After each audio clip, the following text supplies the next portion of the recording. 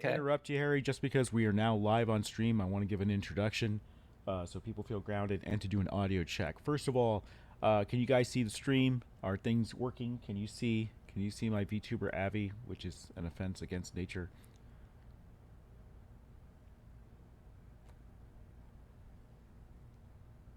Yes and yes. Okay, and is audio good? Let's do a sound check. This is sentence A. Uh, This is sentence B. yeah, whatever. Sentence of C, I guess. This is sentence D. Awesome. Well, I want to thank Harry and the community team for being here on my personal stream today. You don't have to stay for the whole stream if you get bored. We're not really talking Ember so much today, but I'm talking about Final Fantasy, and I'm going to be talking about my experience as a noob in Final Fantasy, and maybe some tips I could pass along for those of you who are trying it for the first time. Maybe you've come from WoW, you've seen me tweet about WoW, that type of thing. But I'm going to go ahead and tweet this out right now. Now that the stream's working, and you guys have helped me test the audio. And we will be back to regular Ember-oriented streams next week. We are releasing a new skin later today, and there's going to be two skins. I'll just get the Ember news out of the way first. We are doing a new skin release today from a new artist, kind of a new artist, someone who's actually been with us for a while working on stuff. But I think it's the first time you're seeing a. Oh no, you've seen them before, but you'll see. Sorry to be so confusing. You will see this artist's work today, and we are putting up a new skin in a new Peerless skin in the skin store as an individual item. Abby is coming back, so if you like Abby, who is the mechanic in the yellow jacket outfit, and if the moderators could eventually post that, I know I'm putting you on the spot, but if you have Abby handy, you could post that to Discord and people could see that there. We are dual streaming. We are live on Twitch and we are also live on Discord. So this is a dual stream. If you just want to hear audio, you can join Discord. If you'd like to see, me playing Final Fantasy on my vacation day, you can go ahead and join the Twitch channel. So I'm going to tweet it out now, live on Twitch. And by the way, the skins that go up, they are seasonal, right? So this skin is only going to be available for 2 weeks. There's going to be two skins. There's going to be the regular subscription skin update, and then there's going to be the return of Abby as a Peerless skin in the item store, and that's going to be for 2 weeks, just like we did with the last one. If you missed any of our updates about our skin system and how that works, we have a lot of extensive stuff on it in a prior Twitch stream, and we're writing a update to the vision book that we will be sending out that does that. And I think we should update the webpage too, so we talk about the skins, the rarity systems, and stuff like that. But I'm not going to get too much into that today. So what should my tweets say? Live on Twitch, TV, Grums, Ember, talking about how to get started as a newbie like me in Final Fantasy 14. All right, mods, are you able to modify the channel description? I guess I could just keep it the same. It's pretty much the same as last week. Yeah, we can change it if you have something you'd like. Maybe. No, I think leave it the same. It works Okay. from last week, and I think it's like what's going to make what's going to be interesting to people. I think I'm talking about this from the perspective of someone who makes MMOs, who has worked on World of Warcraft as the OG team lead. So, oh, we got an Ember fan in here. Who's Maximo?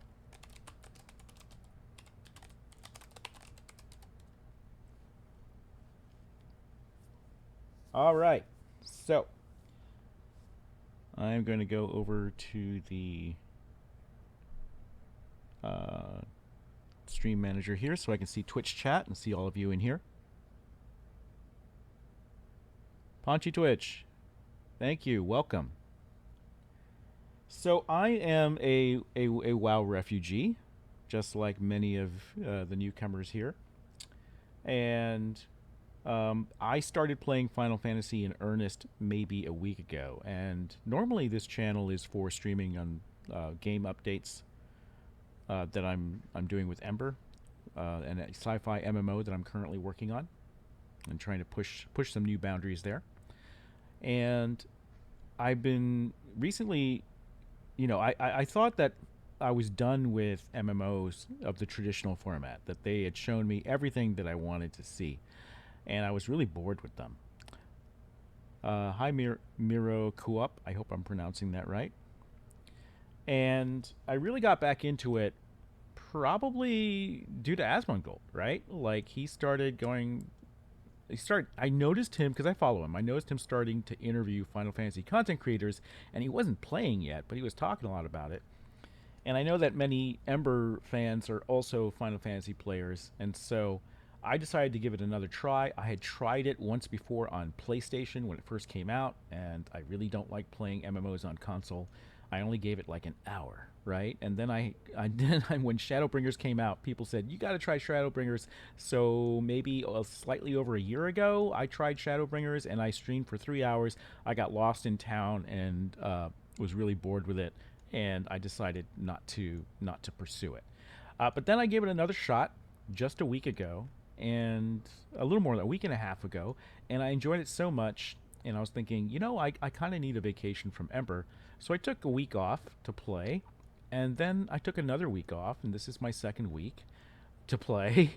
And now I have a modest amount of hours in here, 105 hours, and I learned a lot of things that were a little bit maybe in the way of getting to enjoy the game, and I'm hoping that I can tell people how to overcome some of this stuff. Yeah, 105 hours, which technically means I'm still a Sprout, which is a newbie. They have little green marker tags. I don't have my name tags up right now, but if you are a Sprout, they actually put a little, like a leafy sprout icon next to your name.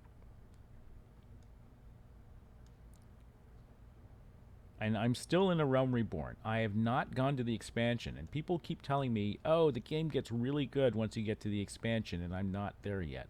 And I'm wearing some Lobby gear now because I'm actually doing a fishing job. So that's the first thing I'd like to talk about, really, is if you are starting Final Fantasy for the first time, you have some preconceptions of how MMOs are, maybe from World of Warcraft or maybe another game. And I wanted to, someone asked me today on Twitter, what job should I start? What class should I make? And I said, really don't worry about it, because unlike most MMOs, you can switch your job, which is your class in Final Fantasy, at any time, and you can kind of juggle multiple jobs at a time. I said what you should concentrate on is maybe just figure out what race you want to play, because there's a lot of races, and what you want your character to look like, because you're going to be spending a lot of time with that character. And instead of making alts, you could still make alts, but there's not a lot of advantages to doing it that way versus what's built into the game, which is you can switch jobs and classes at any time and level them independently. And so not only you get the benefits of a couple things that way. You get a shared inventory, right? So if you have Lobby gear that you don't use anymore on your main, and you take another job and you start leveling that, you have access to that older gear. You also get an XP boost based on the level difference of your highest level job and the job that you are currently trying to level up. And so you can get a really significant XP boost for that. And so don't worry about what class you're going to be. And all the classes are accessible in the game, and you need Shadowbringers for some of them, like I guess Gunbreaker and Dragoon, I'm guessing. I don't know if I have that right. And if you've played any Final Fantasy game, you're probably familiar with job. Crafting is also a job. So what I'm doing now is I'm actually fishing, right? And fishing is actually super involved. You see that I've got a hotbar, and the hotbar is loaded up with fishing skills. I have casting, Then I have the regular sort of like snag the fish and hook, and then I've got basically quit casting. I can add a little light to the end of my fishing pole. I can sneak into areas to avoid mobs so that I can get into fishing areas. I can, if I want to go for higher quality fish, I can use skills like patience and fire that off. And then when you use patience, I'll have to use one of these precision hook sets because patience gives you actually a debuff on your hooking efficiency. And so, yeah, it gets pretty involved, right? And I'm told, and the reason I started fishing is because I was told that there were like 21 person fishing raids. 21 person fishing raids. Can you imagine that?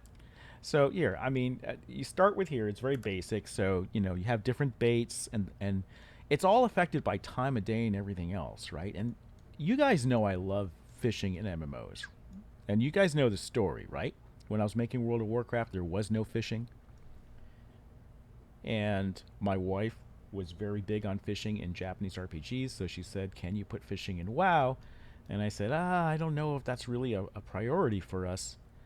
But as a gift to her, I went to one of the designers on the team and I said, "Hey, do you think you could make fishing fun in WoW?" And then I talked to one of the programmers and I said, "How about you guys get together and think about how fishing can work in an MMO without being macroed or cheated or any of that stuff?"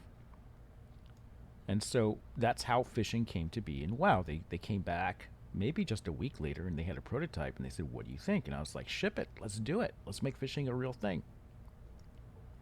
So I'm thrilled to see that they took fishing this far. And every trade skill has this level of complexity and more. And it used to be, I'm told, even more complex before they patched it to simplify it, which was probably a good thing because it gets really complicated.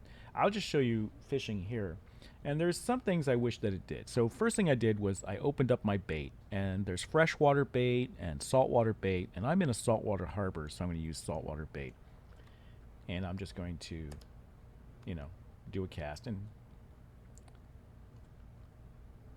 one thing I wish is that you could see the line from your fishing rod, but they don't draw it. Okay, and so that means I've hooked something when I see the exclamations, and that's a strong bite. When you see multiple exclamation marks, the stronger the bite it is. And then you can catch a fish, and you get things like this is a regular old harbor herring, and you get a measurement for how big it is, that type of thing. So if I look at my logs, there is a fishing log. And that tells me every place that I've fished. And it's kind of like an exploration game. You can go to these places, these zones, and you see how this one says all undiscovered? That means I haven't gone there yet and discovered these fishing locations. Oh, you can type /sit while fishing? Good to know, Hiloa. Can I drink a beer too? Because that's essential for fishing. Does it have like World of Warcraft, these slash commands? As in Yes, slash commands there to do are a ton of emotes and emotes in this game. So they said I can sit, right, while I fish. So let's try that. Oh, check that out! A little bench reses, and then you can sit and do that. So I'll just cast again. So there are a ton of emotes in this game, and they are sometimes an integral part of your activities. Like I showed you that log. One thing I wanted to point out is, okay, I'm gonna rewind because this stream is supposed to be about you've never played Final Fantasy before, or you've considered switching to it. What are the types of things you need to know? And one of the things I wanted to tell you about was don't worry about what job you pick. You can try them all, and there's some efficient ways to discover that. Pay more attention to your race and your aesthetics because you don't get to change your look until you finish the main story quest, or if you buy an item change appearance thing, which you don't want to spend money on that. So,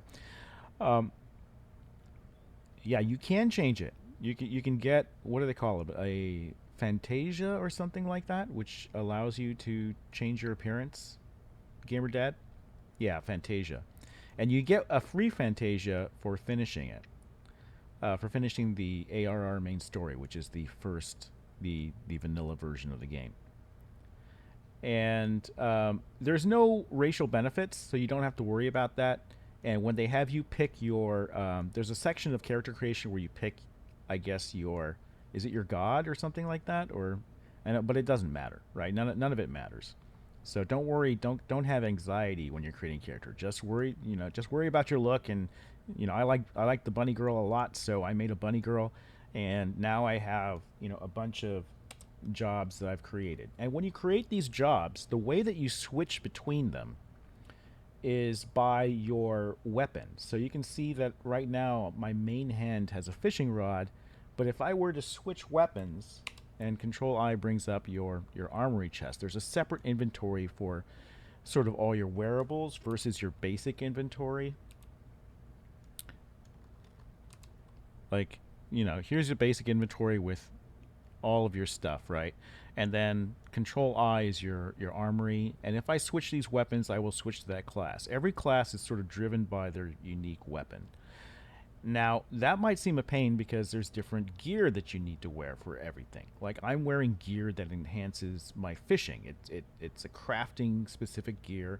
It increases my perception, which increases the rate of high quality items I can get. It increases my gathering, which is it's sort of the mana of crafting for a gathering skill. Gathering skills have gathering, and then making skills, I don't know what they're called, but like leatherworking, armor working, have crafting points, CP. And they're basically your mana bar for the special abilities you can use when crafting. My gear is almost broken. It is time to mend it, but today we're going to do something different. I want to do the Golden Saucer event today with your help, and which is a special event that's in game. It's, I guess, a gambling game, casino, mini game, casino type area where you can get points and unique cosmetic unlocks. You can't get anything else. And for this week, it's a 50% bonus. Wow, there's so much to go over. So, anyways, if I were to switch my weapon here, let's say, and you can switch to crafting gear, or my primary is a dragoon. I started off as a lancer, and now I'm a dragoon. So if I switch to that, then I would become that's the try. I would become my lancer class again. But that's not an efficient way to switch. What you want to do is, when you've got your gear spec'd out like this for fishing, or your primary job for leveling and following the story or whatever, you can create gear sets. And gear sets are basically different saved slots for all of your gear. So you've got your weapon and you have all your equipment, and I have got a lancer here. So if I equip this set, I can't do it because I'm gathering, so let me quit fishing here. Alright, so the way you switch between jobs is by changing your weapon. But that's not enough. You want all the gear to go with it, so it's really essential that you master this gear set list feature. You open up C for your character sheet, you go to gear list, and then you can see all the jobs I've started to pursue. And if I go to Dragoon, which is what's my main right now that I've been pursuing, then I just hit equip set, and then now I'm my Dragoon, right? I'm a level 36 Dragoon. My level's down here. And here's an important tip. As you switch between these sets, don't forget to save what you were wearing before you switch with this button here called Update Gear Set. Because what inevitably happens is you start getting loot and you start optimizing what's on your character and swapping stuff in and out of these slots, and then you forget and you switch to your crafting job and you lose all the gear. And it's a very social game. I got a wave. And so you want to make sure you save your gear set before you switch your gear set. Very common mistake in the beginning. And the other thing is, if you don't know what to wear, you can do the lazy thing. They have a optimization set here. And so looks like I'm missing something. I could optimize it, and it does a good job. Like, I haven't had a problem with this not speccing me correctly yet. I mean, maybe at higher levels it has an issue, or if you're trying to do something specific. Oh, naval. There you go. I wore the right thing. This game knows me. This game absolutely knows me. I let it optimize my character for me, and I swear there's some sort of AI driving this because it immediately went to full naval. All right. So, I like this set because it shows naval and it's more powerful for my spec. I'm going to save it. See how the icon's lit now? Save it. That way, if I switch back and forth, I'm not going to lose it. Now, I also like the look of this, right? It's like, oh, I'm totally psyched with this. I want my future armor to look like this. There is a transmog system in the game. The transmog system is called Glamours, and it's actually one of the major endgame activities. Now, this is something that's very different from other MMOs where the endgame activity is usually and only raiding for gear. Or if it's BDO, I guess it's PvP, right? I don't know. I'm not a big BDO player at all. I've dabbled in it. That's about all. Yes, you can hotbar the classes too. So it's called Glamours, and you basically have to get that by unlocking a quest. So I went to a zone, and I early on pursued the quest to get Glamours, and then you get things called Glamour Prisms that allow you to project the look of your gear onto whatever other gear that you have.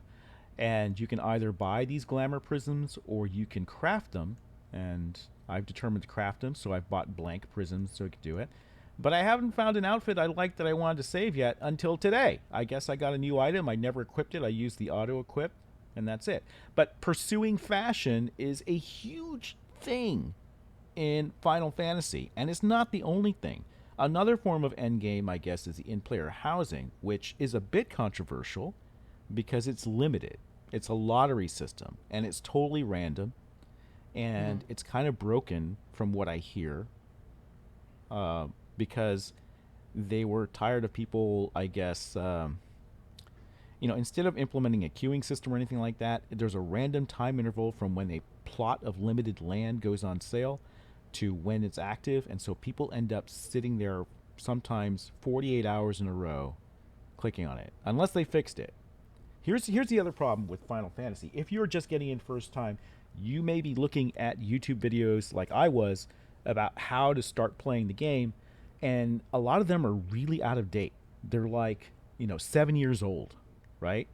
Because nobody expected this sudden influx of new players. And I find there's a real need for more beginner tutorials that are up to date with the latest patches and are also higher quality. I mean, 7 years ago, people weren't sure how to present this sort of information efficiently. So I was wading through a lot of videos, and they're either very long-winded or they drop way too many special terms and expect you to know how certain things work in Final Fantasy to begin with. And so I found it to be a real challenge. And so I part of it is I wanted to do a stream here and show you what's going on. So since this is an introduction to how to play this game, I'm going to go to my hometown here and show you what my first experience was. So I'm going to go return. Yeah, this is like a Hearthstone, basically. I noticed that they... Hey, Mark, mind if I join in for when you fight your next Primal? I don't know when that's going to be. I fought one Primal. I fought the first one. Yeah, Zepla HQ is really good. But there's just too much. This game is so big. There's so many systems. She can't cover everything. So she's doing her best to welcome newbies, but we need more content creators to create updated tutorials for this stuff.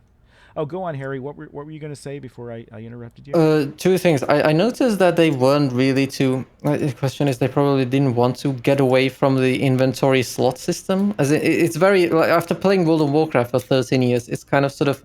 Is there really nothing else? Like, you have your bracers, you have your gloves, and chest and legs.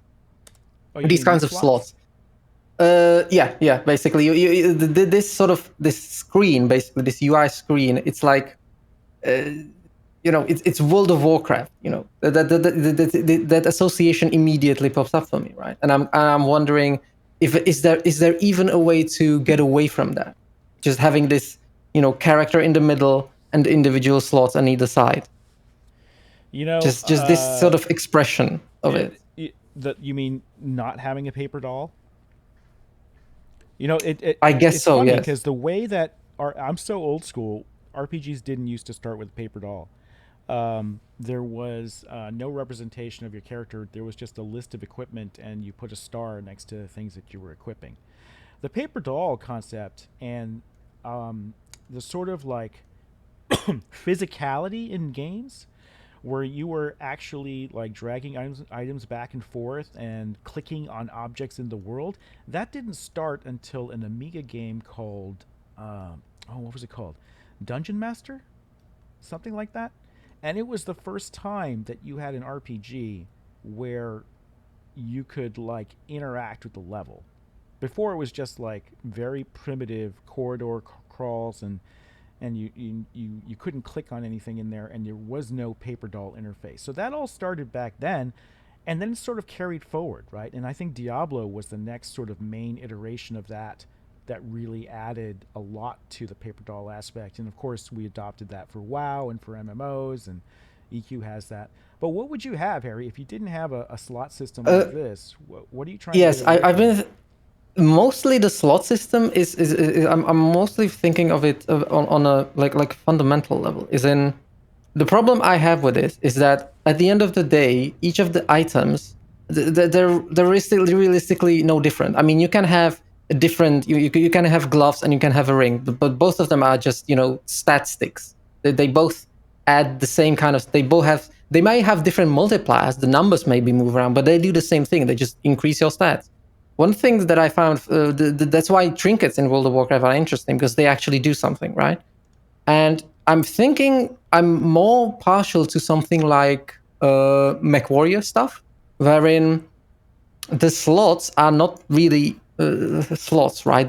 You have compartments in which you shove things, and each of the compartments has a certain um slot limit. Like each of the compartments has several slots, right? And if you want to put and also so first it's slots, and then it's actually what's they called, the hard points or something like that. So depending on the mech, you can put like a kinetic gun or two kinetic guns or a laser gun, right? And then you can shove ammo into it, and that's sort of more functional to me, instead of just you put a ring into this item. Is it any different from any other ring? No. Is it any different from the, I don't know, gloves? No. So I prefer something along the lines of every slot having a unique function. So like an engine and batteries and I think endoskeleton and I exoskeleton. agree. I think that if you're doing a mech game, and we are, then that sort of functionality is key. And I want to separate that from the visual slots. This, I think, is largely driven. The paper doll stuff is great when you're also thinking about the visuals of your character, right? So, but I tend to like some sort of separation for a mech game, so maybe I half agree with you on that, but I do think a paper doll is still optimal if you're playing Fashion Quest, right? But I think that's a good way of handling that. And I've seen other games that try a list-based approach to what you're wearing, and it can get very unwieldy and unintuitive for a visual representation. All right, so again, I wanted to come here because this is my starting town, and this is where I quit Final Fantasy the first time. Because they drop you into a massive city, and the first thing that you're gonna end up with is, let me try to get back to where it is, how it looked when I was here. So if I go, there's two option screens. All right, there's a character configuration and a system configuration, and there's actually three if you count HUD layout, and then actually there's more. I mean, this is a mess. System layout is here. All your options are not going to be on one screen. So that's the first thing you need to know. So when you come into Final Fantasy and you're trying to configure things the way you like it, please keep in mind that you have character configurator, system configuration, HUD, Macros are advanced. You won't need to deal with that. Keybinds are all separate, so they're not going to be on the same tabs. Now I've opened up the character configurator because I wanted to show you what it looked like when I first got in here. Let's see. You see, I'm even having trouble finding it out. There we go. Display name settings. This is the first thing you're going to want to do. When you first enter into this, you're going to see a mess of names on the screen. So let me see if I can show you that. So party members, other NPCs. If I set this to always, okay.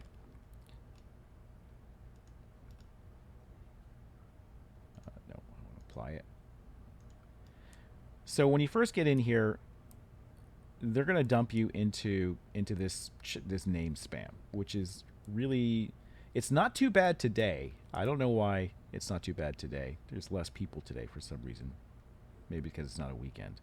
But I'll also go to the Adventurers Inn over here and see how bad it is in here. And immediately you don't know who's an NPC or who's a player and everything else, and the name tag spam can be really bad. It was about 10 times worse than this.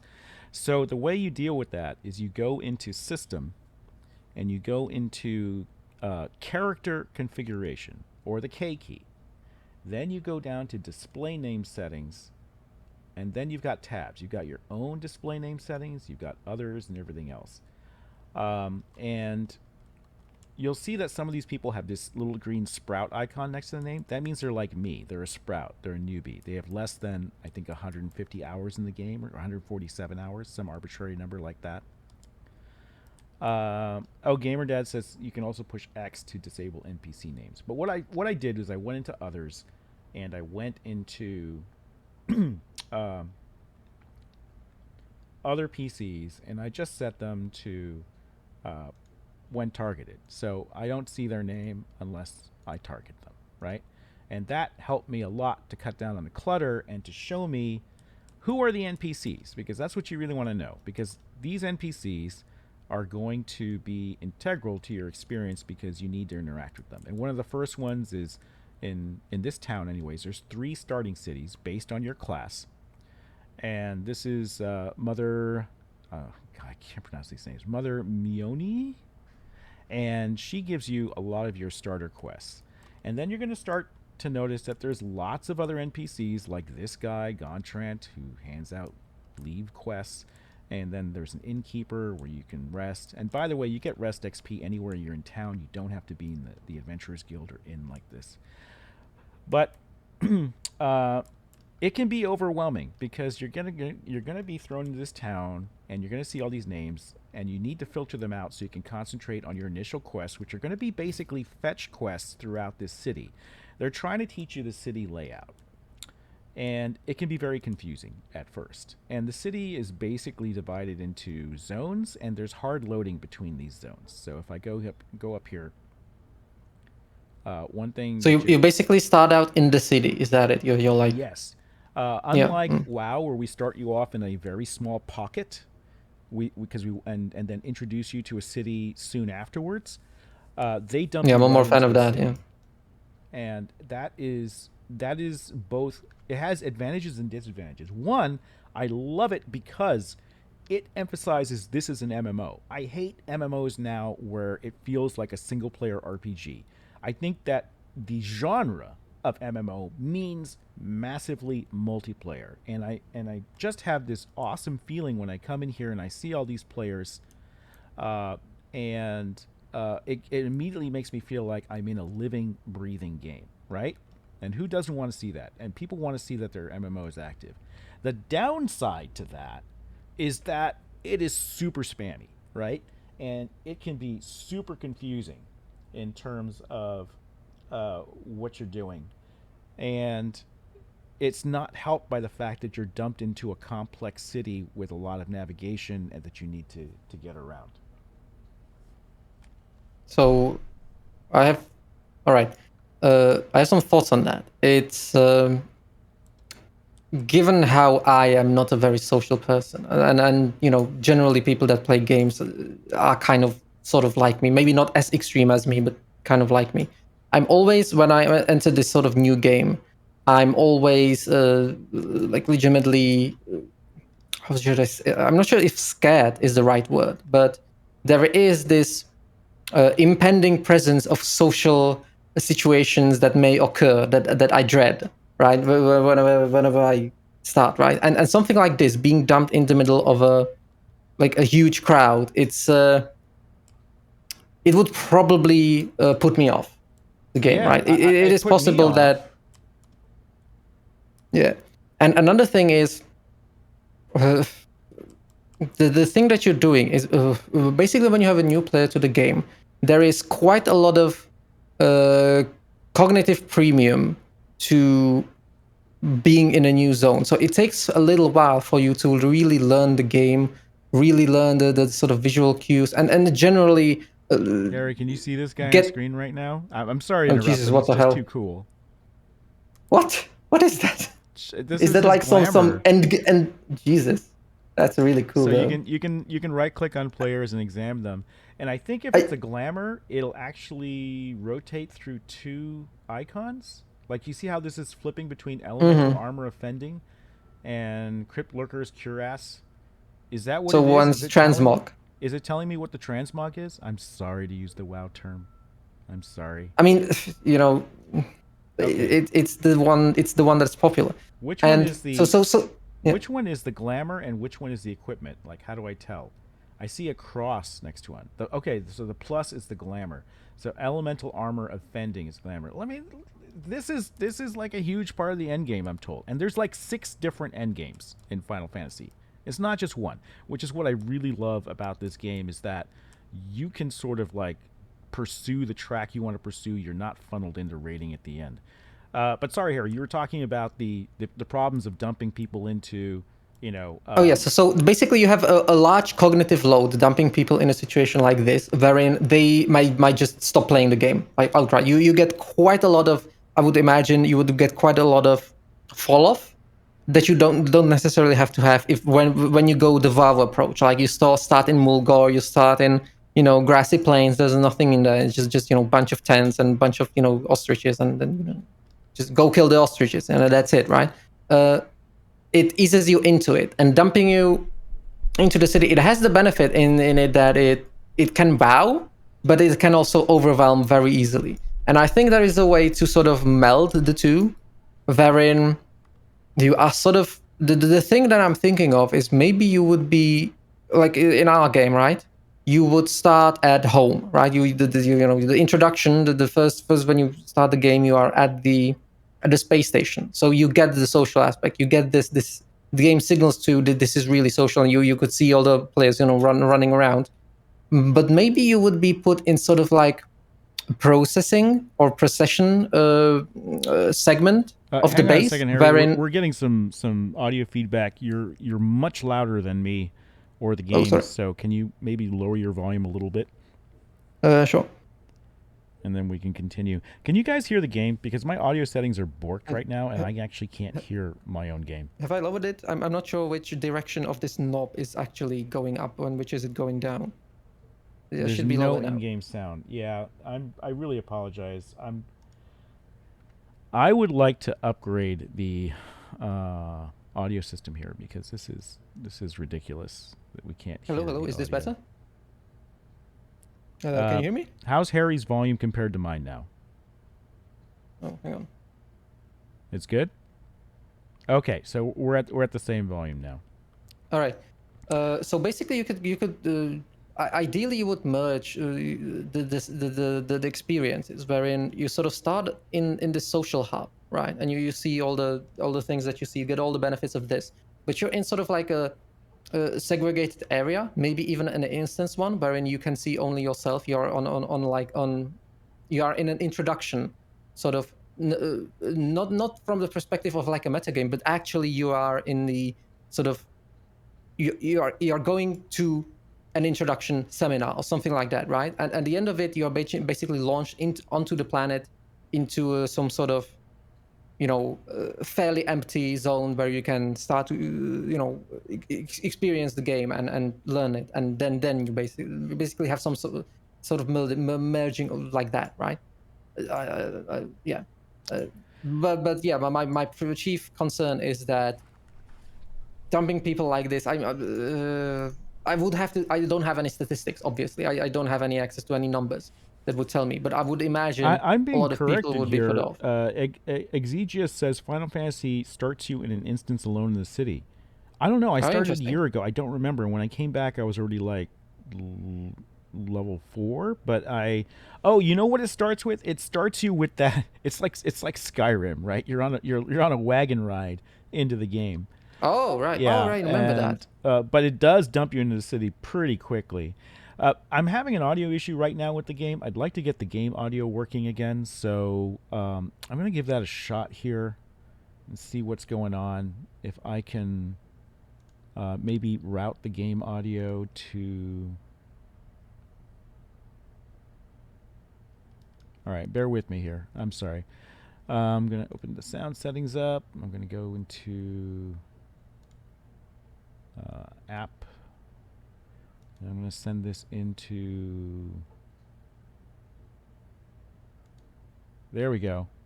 Now you can hear it, right? Not sure. Do you hear the plinking of the bard?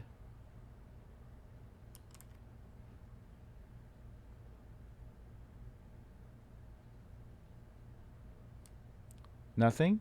Okay, I can hear my audio now. But let me try to... No, like, I don't think so. activate an I'm ability not or sure what I'm something. supposed to be hearing. Can you hear these spell effects going off? Okay, I'm going to try raising the volume here.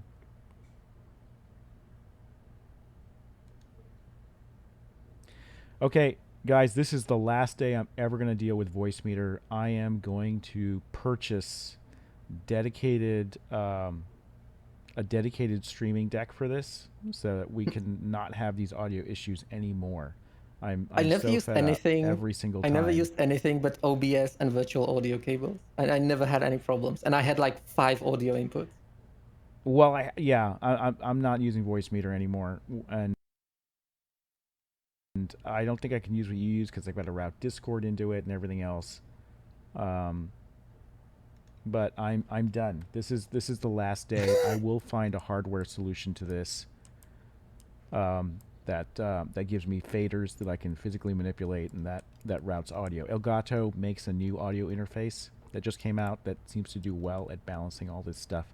I can hear the audio now, so I'm going to go to Voicemeeter, and I'm going to see why we're not getting game audio here. So I've got it routed into the auxiliary bus.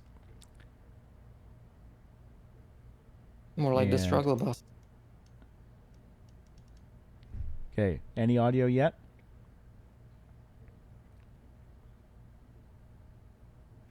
Didn't hear anything. If that slash Okay. there was supposed to make a sound effect, I didn't hear anything. So I'm trying to figure out where the audio is coming. I'm going to route it to a different section. At least I can hear it now.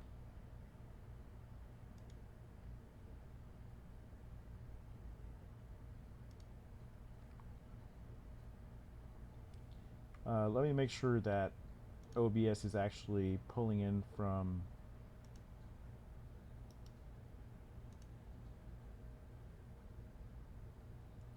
Okay, I see that it's not actually piping in desktop audio for some reason.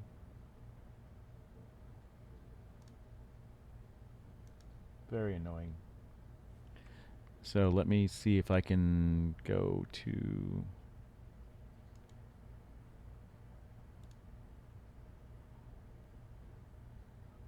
All right. I can tell there's no audio. If I route that to desktop, that doesn't work. I can try routing it to...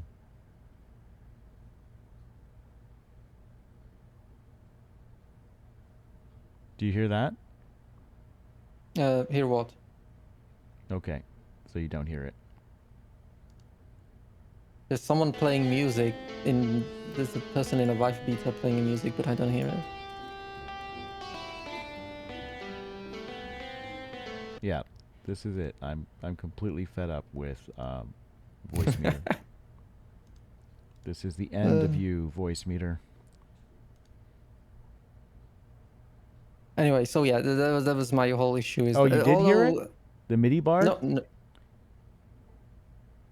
no, I didn't. Okay, I okay. still, Well, I'm gonna go through the choices one by one because we almost had it.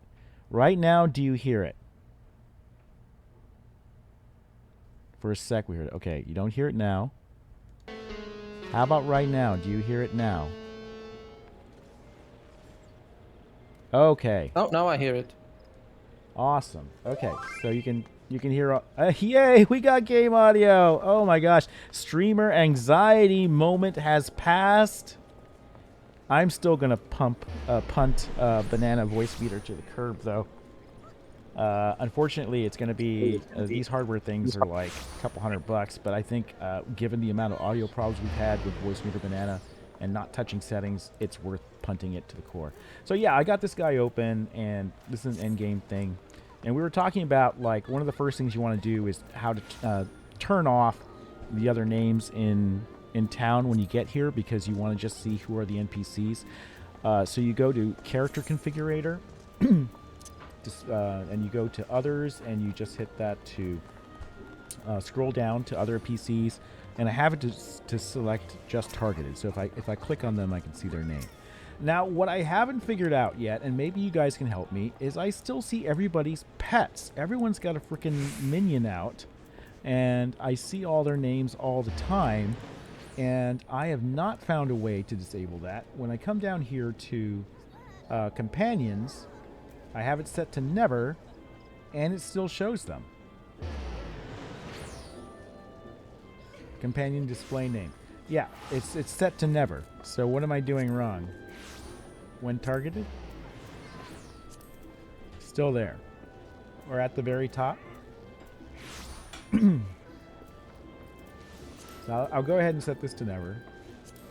NPC minions tab. Oh, okay.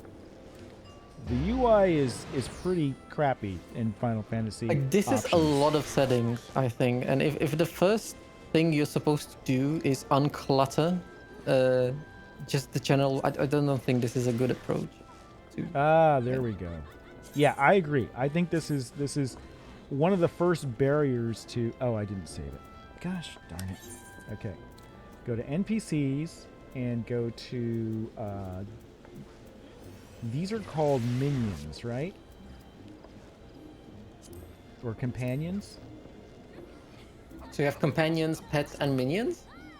There we go. Yes, it's very confusing. Because in Final Fantasy, let me show you what you can have. First of all, the pets are outrageously cute in Final Fantasy. Let me point out that Final Fantasy is not a game that's married to its visual theme. You can actually have sci-fi stuff in here. You can have other stuff. It's just fun. And that's something that we adopted for Ember, right? Like, our skins and stuff can be wild. They can be all sorts of crazy different things. And if you don't like it, if you like to stay thematic with, like, a serious sci-fi world or anything like that, if that's your bag, we are actually adding the option to let you filter that by tags. And then you'll just see them in the default. But it is fun to see people just wearing crazy outfits, and, you know, and this isn't even as crazy as it gets. If I go to Limsa, which is a town known for its cosplay, I guess, you can see that there. And I'll take you there right now. Why not? While we're talking about this. So this is one starting city, and then you can go to, and the map is crap, by the way. This is the thing that makes me want to throw the game out the window. Why can't I see that, you know, What the hell is that? the city name here? Is it like an impressionistic painting? So I got to click here in order to see it, and then I'm gonna go to Limsa Lominsa, which is a hilarious name. Can you resize the map? Yeah, you can. I'm resize guessing it, you can. Yeah. but it doesn't help. I mean, it doesn't display the right information at the right zoom level. That's the problem with it, and it's way too spammy in many cases. It's just a mess, and you need to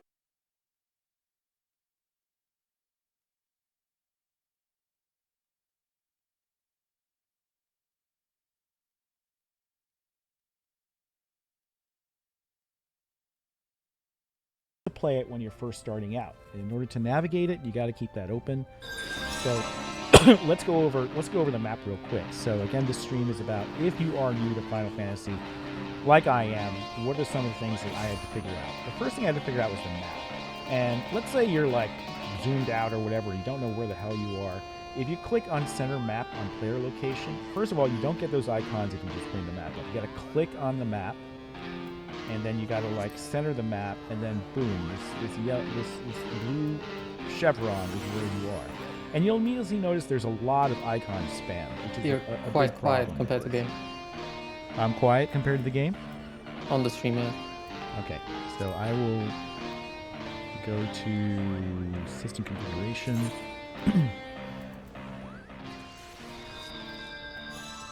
And I'm just going to pull all this stuff down.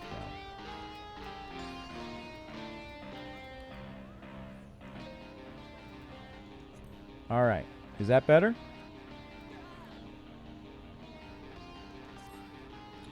All right, so you pull up your map, and you can click on this button to center the map on you. And then, you know, there's these icons. And the ones that are most important to you when you're a new character are probably these quest icons. So they look like this, with the exclamation point. Oh, you sent a friend request? Are you KO? I am accepting friend requests. I can't chat with you or group with you, but I'm just trying to walk people through stuff. But like starting with the map. But I will accept friend requests if they're incoming. So I guess I'll look at chat now in Twitch and in Discord. If you have any questions so far, let me know. But I'm about to show you some of the silly skins in here. Because I was talking about stylistically how they're not married to any one thing. Although these are pretty consistent so far. Usually there's some crazier pets and mounts and outfits in here.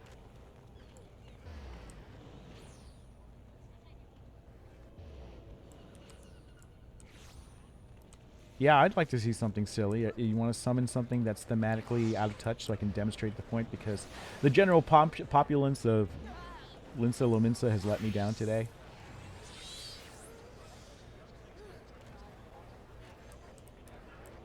But you can get like stuff from Nier Automata in here, which is really cool. Oh, Fat Cat. Yeah, I like the Fat Cat. There's the little companion Fat Cat, but I mean the mount. This thing is so cute. It just looks like a blob on the floor, and hopefully it goes into its emotes soon. It has some hilarious emotes.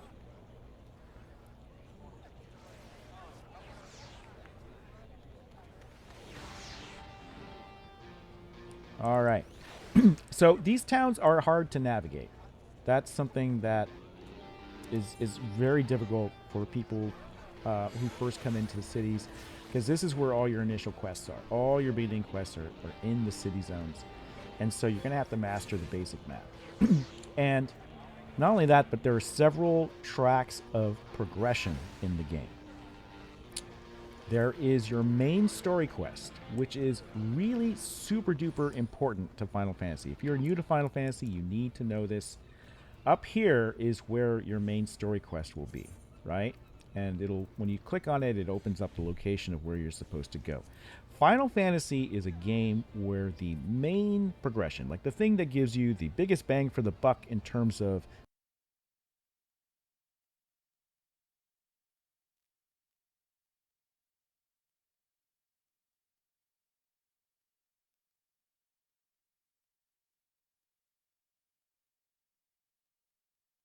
unlocking stuff for your character, as well as giving you heaps of XP, is the main story quest, which Final Fantasy fans refer to it as what? MSQ? Main story quest? MSQ? And unlike WoW, where story is just kind of incidental to the leveling experience and quests are what drives your movement through the world, what drives your initial movement through the world as a Final Fantasy player is the story system. So you definitely want to pick up and follow your story quests. And I would recommend that's all you do in the beginning. And it's easy to get ADHD in this game. There's so many different subsystems, gaming subsystems, which can be overwhelming. But whenever you see a fiery icon on your map like that, That's your story quest icon. That's where you're supposed to go to either pick up the next quest or to turn in or to complete. You can also go up here and click on the map. It'll take you right to it. And then there is another story-based progression, which is for your job. So I'm a Lancer Dragoon, and you see right underneath the story one is your job one. These are the two main things you want to focus on. You want to unlock, because the story is absolutely mandatory. It has important unlocks for your characters, important unlocks for functionality, and your job one does too. Your job one gives you certain abilities and things like that. Yes, the fat cat rolled, and that was the cutest thing in the world. So, you do not be distracted. I mean, you can be. Like, I'm pretty much ADHD in this game. I run around like crazy. There are all these other quests you can do, which are basically the level 1 ones are designed to fetch you around town and get you used to it. Don't worry too much about it. Honestly, if you want to know if I'm only going to do one thing first in the game, what is it? It's like follow the story quest. And the story quest is hundreds of hours in ARR. I think it's, probably to complete it. What would you guys say, Final Fantasy experts? 150, 200 hours? Something like that until you reach the expansion? I mean, it's a lot, right? And I think, I haven't tested this, I think you can solely level just by doing the story quests. Now, there's 150 to 200 hours for the story quest, and there are cutscenes. Don't skip the cutscenes. It's actually I actually get into the lore of this game, so I like watching the cutscenes. I guess you could watch them online if you don't want to deal, but I think it's more immersive if you get into it. And the cutscenes aren't too painful. They're not really skippable or anything, but the story's presented in bite-sized chunks, so it's really not too bad, and I found it pretty enjoyable. And that's one reason they do a lot of emotes in the game. So let's say you're a social player like me, right? And you want to know what emotes you have. You can go to the social menu here, and you can go to the emote list. But before I get to that, another important thing is maybe you and a friend want to play together. And this was one of the main things that was confusing to us in the beginning with my wife and a friend of mine who were playing together. Is like, how do we get our characters together, right? And there's a couple of barriers to that, unfortunately. One is you have to be on the same data center. There are multiple data centers throughout the world, and I think there's 3 in North America or something like that. And I'm on a data cluster called Primal, which is a data center where a bunch of servers are grouped together. As long as you guys are on the same data center, you can play together. You can basically, you can cross over using these Aetheryte crystals here, these main ones in town. Every town's got one. You can visit another world server, but it only works within the same data center. So I'm on the Excalibur server. Other people are on Ultros, and the way they come over is they go to these crystals and they basically visit another world server, and you can come visit it. And then you can group. So that's important, but only if you're on the same data center. And you don't have to transfer your character. You don't have to pay for a character transfer or anything like that. So that's really important. If you want to get together, you need to know you have to be on the same data center, and you don't have to be on the same server, but you do have to be able to be in the same data center so you can go to this crystal and jump together. The second barrier, and this is a negative for Final Fantasy newcomers, is that your starting city is based on your class. So I'm a Dragoon, which starts as a Lancer. You don't start in Limsa, which is where I am now. You start in Gridania. And let's say your friend chooses another class. They'll end up here, for example, in Limsa, and you have no way in the beginning to get to each other until you follow. So how do you do that? If you start off, what you're going to want to do, and you want to group together, what you're going to want to do is follow your story quest. Because when you get to a certain point of your story fairly early on, you will unlock the ability to take airships. And when you get your first airship is when you can travel from city to city. So that's a negative that I found with Final Fantasy, and a tip I wanted to pass on is if you want to group with your friend, make sure you're on the same data center. You don't have to be on the same server, but you do have to be in the same data center. And you'll see in the starting screen, there's like 3 data centers for North America. Make sure you're on the same one. And you may not be on the same server within that data center. I'm on Excalibur because things are filling up so fast, they have like temporary lockouts where you cannot create a character. We tried to be on the same server, but in the process of 3 of us making our characters, one of us was a little bit too late by 30 seconds and got locked out of creating on that server and had to create on another server. As long as you choose the same data center, you're fine.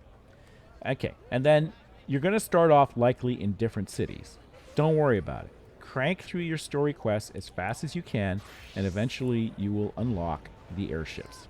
Okay, so I was talking about, that's another big tip I have for you if you're starting Final Fantasy for the first time with friends.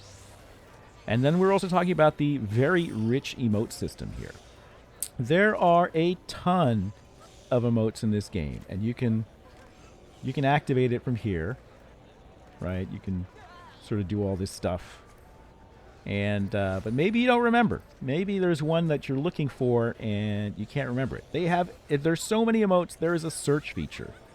Okay, so maybe I want the one for Lookout because there's certain quests that make you do certain emotes. And then you can see by typing in the search feature, you get the Lookout thing here. And you can also drag this to your hotbar, which is very important for some quests because there's a lot of quests in here that use emote triggers to complete. Like they'll say, go to this location and look out upon the vista. Or there'll be one where it's like, go to this location and beckon this character to start an escort quest, right? You'll want to know how to use the emote bar system. So you want to go to social, and then you want to go to emotes, and then you want to find either by browsing here, whichever one you want, or you want to search for it, and then you can slot it, and then I can just activate it like this.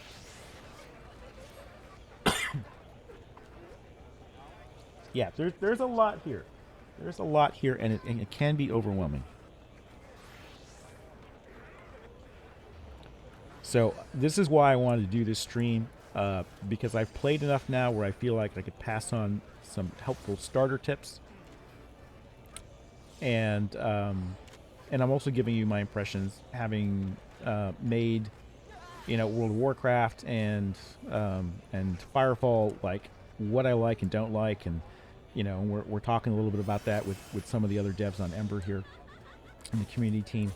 But this is my vacation day, so we're not talking too much Ember. I'm just streaming Final Fantasy. All right, so those are the tips on how to get together with your friends and everything else. The other thing is you are a sprout when you start. It is a very newbie-friendly game. Please tell people you are a noob. If you're grouped or anything else, go ahead. There's no stigma in Final Fantasy with being a noob or messing up, right? Everyone's worried about messing up. I found the community here is very friendly, much like the Ember community is. They will help you out. In fact, there is a mentorship program. You can actually seek out players, and they have a certain icon by their name. And you can seek them out, and that means that they are ready to be mentors, and you can message them, and the messaging commands are pretty much the same, so as WoW. And they will help you out. And when they help you out, I think they get a benefit for it too. And you will get access to a newbie chat channel. I don't have access to it. I never sought out a member because I turned off all the name tags at first, and then I had to learn about the mentorship program from a YouTube video. And by then, I sort of knew enough about the game. I didn't need to join a newbie channel. But there is a newbie channel for chat that you can join. And your chat channels are down here.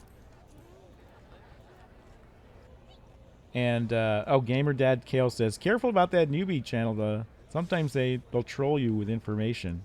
Okay, well, welcome to an MMO, I guess. The community is, for the most part, though, I find much more willing and tolerant of your mistakes.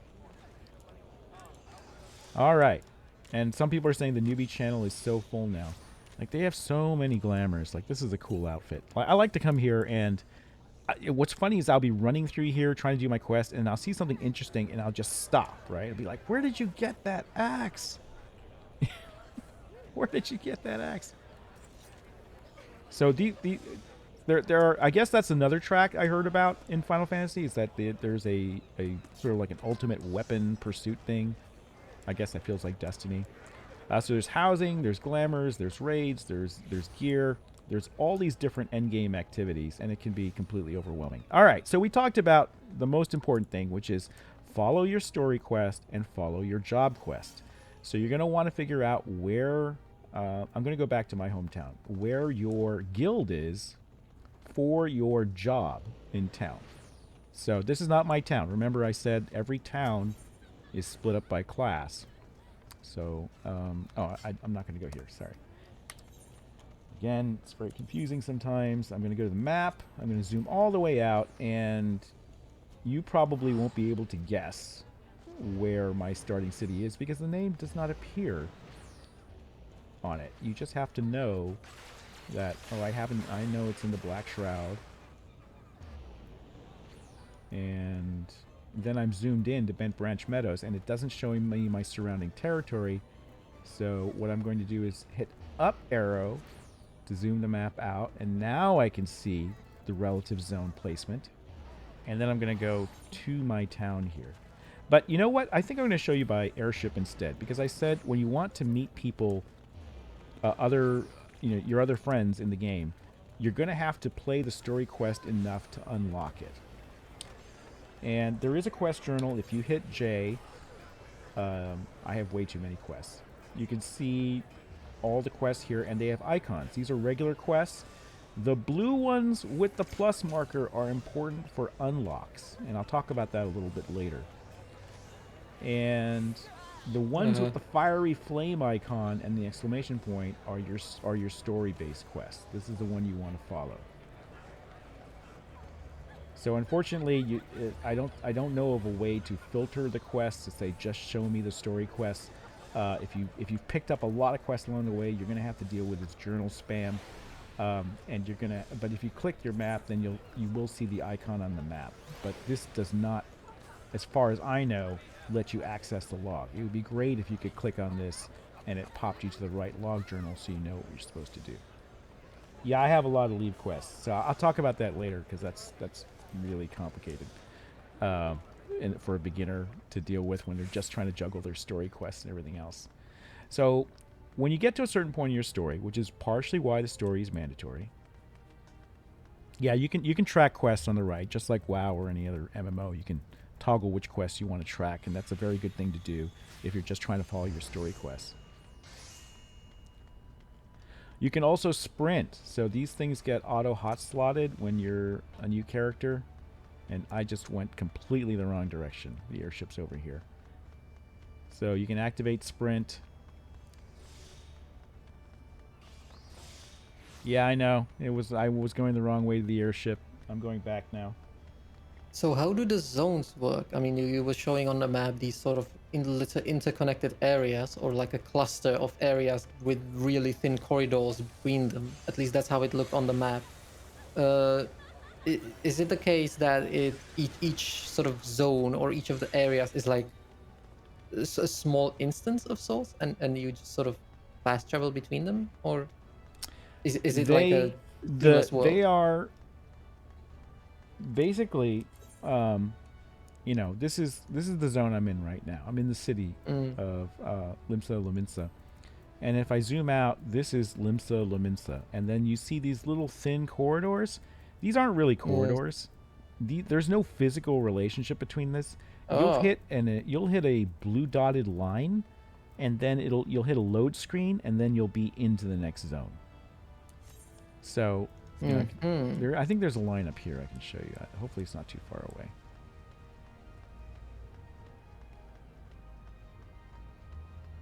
There it is. That's the loading zone. So if I hit that line, I will zone in, and you will see that there's a dock over there, right? And you think, oh, I can just go off that dock and maybe I can fish. But no, that's just window dressing. It's not playable area. If I hit this zone and I go through, and this is, then you'll see that, oh, the docks are back there now, and this is not connected at all. But I can sort of look back And I can see the city there, but that's all window dressing. So one thing I think is going to change with, and this is partially because they had to run on PS3, right? I think one thing that I really miss is the physicality of the world, and Star Citizen kind of showed me just how far you can take it. Everything like that should be accessible, and it should be like Skyrim. If I see that, I should be able to go to that. I think a modern MMO needs to have that and needs to minimize the loading and abstraction as much as possible. Like I can't actually go to those docks, which kind of pisses me I think off. people are used to that basically at this point, and not being able to do that is sort of jarring. Yeah, I think in a modern game, especially single player open world games, you see it, you can go to it, and MMOs have yet to really kind of catch up with that. World of Warcraft did it as much as they could. We had entire continents that were seamless, and then we did air travel. We tried to make it a little more immersive. Or boat travel, rather. Not air travel. All right, so I'm going to go to the airship landing, which is how you get between cities. And you unlock airship travel by following the story. So again, really super important to follow the story because you want access to this as soon as possible. So I took an elevator here, and it wasn't very immersive. It's basically a teleport to yet another zone. And this sort of fragmentation, I think, is really anachronistic now. We have the technology now to make a lot of this, to remove a lot of the load screens here. And then I'm going to take an airship, and I'm going to go to Gridania, which is, my hometown, because I'm talking about the job quest that you need to follow. So to show you getting on the ship, and this is all instance. If you're with a group or anything, they can't, you can't see each other. Which kind of sucks. Like when you take a Zeppelin in WoW, you're all on board together, and I think that's far more immersive. And in WoW, if you took a boat ride, we would show you the world map, and we'd show you a dotted trail where you were going. That was actually the loading bar. I was like, how we can hide that loading bar? Let's do an Indiana Jones style map where you see the dot trail. And that's why WoW is like that. But the advantage of that is it gives you the physical relationship between the zones. And I think I had a hard time figuring out the shape of the world, especially with the map being as broken as it was and how fragmented the loading is.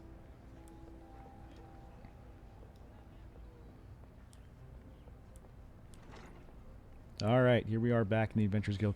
It is unusually empty today. I'm surprised. Normally, it's been packed with players for the past week. I wonder if something's going on.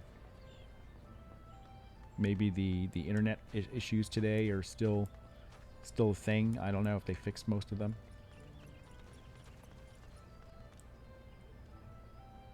Are you playing with a controller? No, I'm playing with a mouse. Or is there LT on the top right? Because I get PTSD from that when I see symbols. You can play with the controller, and apparently it's very well laid out for a controller. These become D-pad hotbars and stuff like that. Yeah, LT means local time. Thank you, Exegius. Thought it was left trigger. So even the city is zoned, which is unfortunate.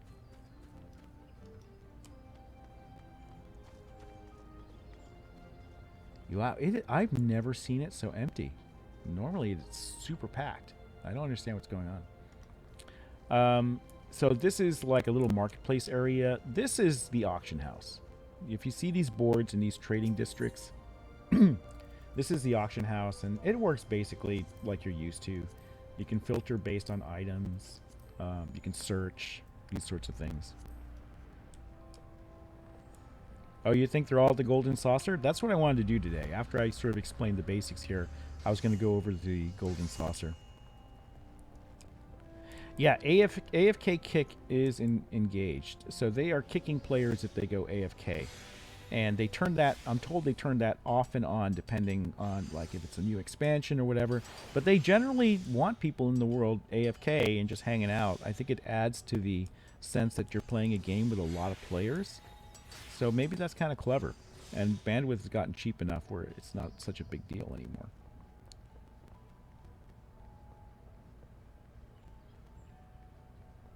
Oh, pro tip that someone told me in Discord is like, if you want to be in an AFK mode, you can talk to an NPC, and apparently, as long as there's a window up, you can go AFK, and it won't kick you. That's what I'm told. I don't know if it's true. I haven't verified it myself. Okay, so you've taken your job, right? And you're going to be, one of your first things is, besides your story quest, is you're going to get your job quests. And the job quests are very important because they unlock your abilities.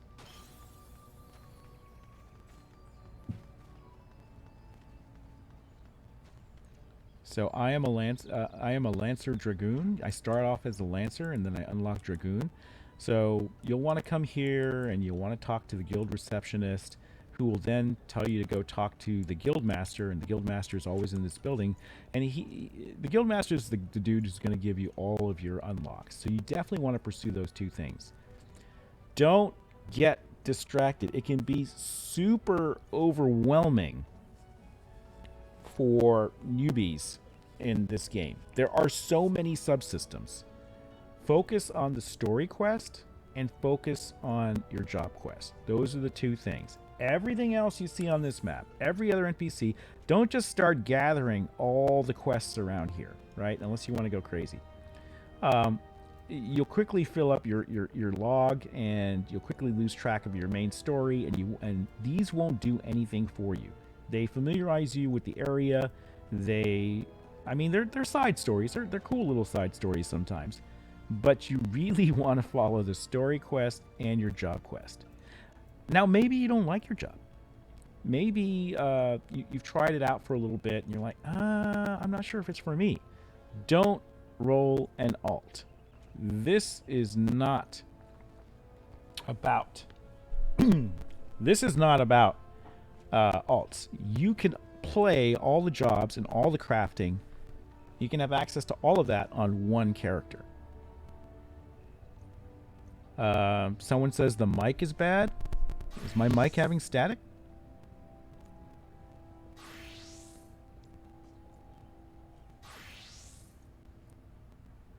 Yeah, I have. Okay, it's popping bad for some people and it's okay for others. Crackling. Okay, Discord audio is fine. I might... Ugh, I hate to do this. But since we're not doing a regular chief chat, I'm going to try to leave the chief chat channel and just be on Twitch. But I'll monitor chat. So I'm going to kill audio on this, and you guys tell me if that fixes it. That's going to cut off everybody else, unfortunately, if I do that. But I don't know how to fix it. Let's just see if it works. If it works, we'll keep it. If it doesn't work, I'll reconnect. All right, I am now disconnected from Discord. Is the Twitch audio stream better? It's still crackling? Okay, so I'm going to rejoin Chief Chat on Discord.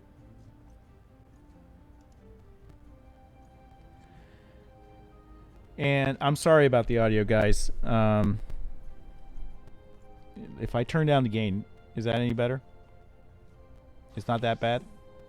Yeah, I'm totally replacing this. I'm going to be getting probably Elgato's new XLR mic input. I'm going to use that instead. I just realized you have 500 viewers. How did that happen?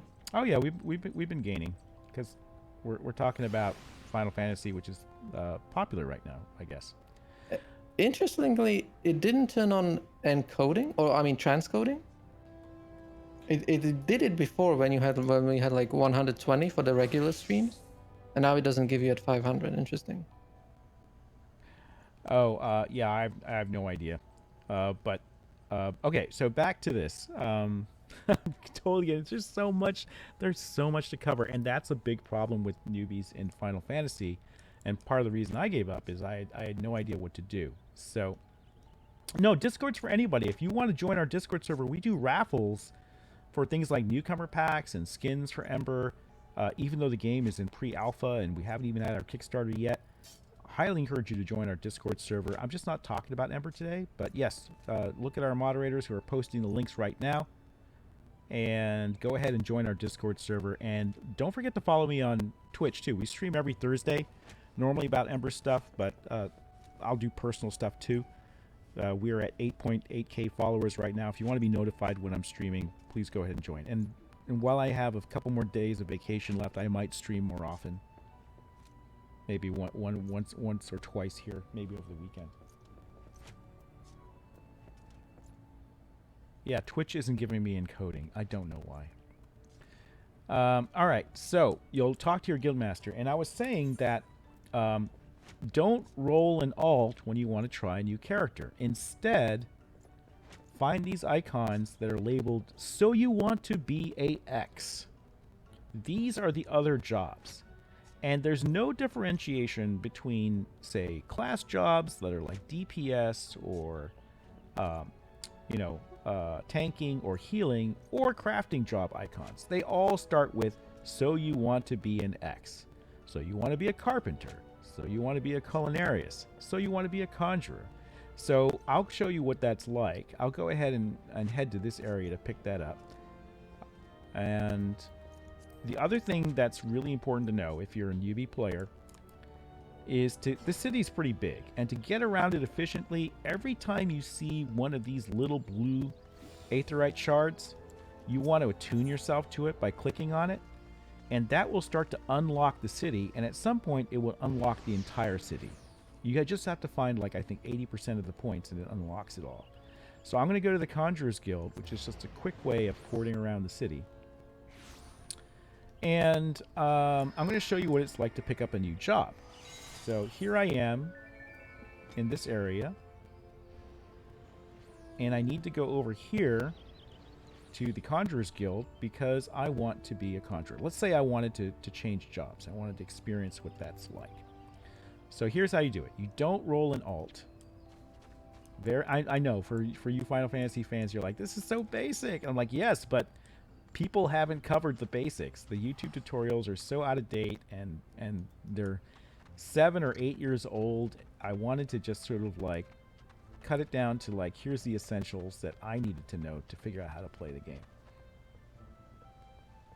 Have I played Final Fantasy XIV much? No, I'm a sprout.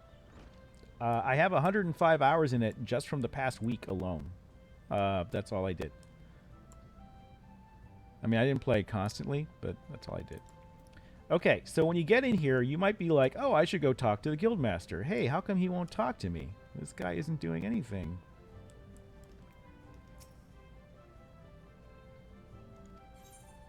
What do you do here as a conjurer? Nothing. So what you want to do is, if you wanted to try a new class, you come over here to the front desk, and it's a little bit involved. There's probably 2 extra steps that I would have trimmed out as a game designer. It says, well met. We conjurers harness the power of earth, wind, and water that abound in nature, and thereby weave spells of healing and protection. Ever do we seek noble souls to initiate into our mysteries? Might you be such a soul to come join the guild? And then you hit yes, I want to join the guild. And then they say, then there's another conversation which doesn't need to happen. Let me provide you with an overview. Conjurer is the art of healing and purification as practitioners harness the power of nature that they might bring out the change in the form of spells. So basically it's a healing class. I'm going to skip through the dialogue here. Now healers actually do DPS in this game. So your primary job is healing, but you do have sort of like off cooldown DPS you can do. All right, so now you think you've joined the Conjurer Guild, but you really haven't. Even though you've talked to this person twice, I got to click a third time, and they ask, is your mind made up? Are you ready to join the Conjurer's Guild? Now, this is a very scary question if you're used to other MMOs, because this usually implies that it's a locked-out choice, that if I choose Conjurer, I'm giving something else up. Well, get that out of your mind, because you can take every job in Final Fantasy. So this isn't going to lock you out of anything. You can go ahead and take every single job in the city that you want. And in fact, you'll probably take several, especially the crafting ones. One crafting does not lock out of the crafting one. And then I'm going to hit here, accept. Now they're going to send you to the Guildmaster. Okay, so there's always the front desk, the reception area, and then you got to go find the guild master in here, and now you can see he's got a icon over here. And so now I can go ahead and talk to him and do this. So again, I want to emphasize, this is a game where you're not rolling alts, you are just unlocking all the jobs that you want, and then I'm going to go talk to him. But this was probably 3 extra steps that I would not have done had I been the designer on this game, which this game is really well designed, don't get me wrong, but some of this stuff is like really unnecessary. Like, how many steps has it taken just to join the Conjurers Guild? And one reason they do a lot of emotes in the game is they reuse them for the NPCs. All the cutscenes are in-game, and most of them are like this, and they hop back and forth. And they use all the emotes in order to tell the story, so that was a smart use of development time to have a nice library of emotes that they can apply to almost anything. Southern Hills Peephole Land asks, so can you use the Dragoon and Conjurer abilities at the same time? I'm currently a Dragoon. I'm about to become a Conjurer. And the answer is no. I have to switch between them. Now, there are some jobs that work a little differently, and I'm probably using the term wrong. You've heard me say that I'm a Dragoon. But to get the Dragoon job, I had to start as a Lancer. And once I reached level 30, and it's different, then I guess it's like I had to spec, right? And so I had to get a soul shard or something like that, and then I had to like activate it, and then I became a Dragoon. I'm sorry if I'm getting the words wrong. I don't know all the terminology of Final Fantasy. Soul Crystal, yeah. So you change your weapon, and that changes your job. I can hop back and forth instantaneously. In fact, I can hotbar all my crafting jobs and my adventuring jobs, and I can switch between them at any time.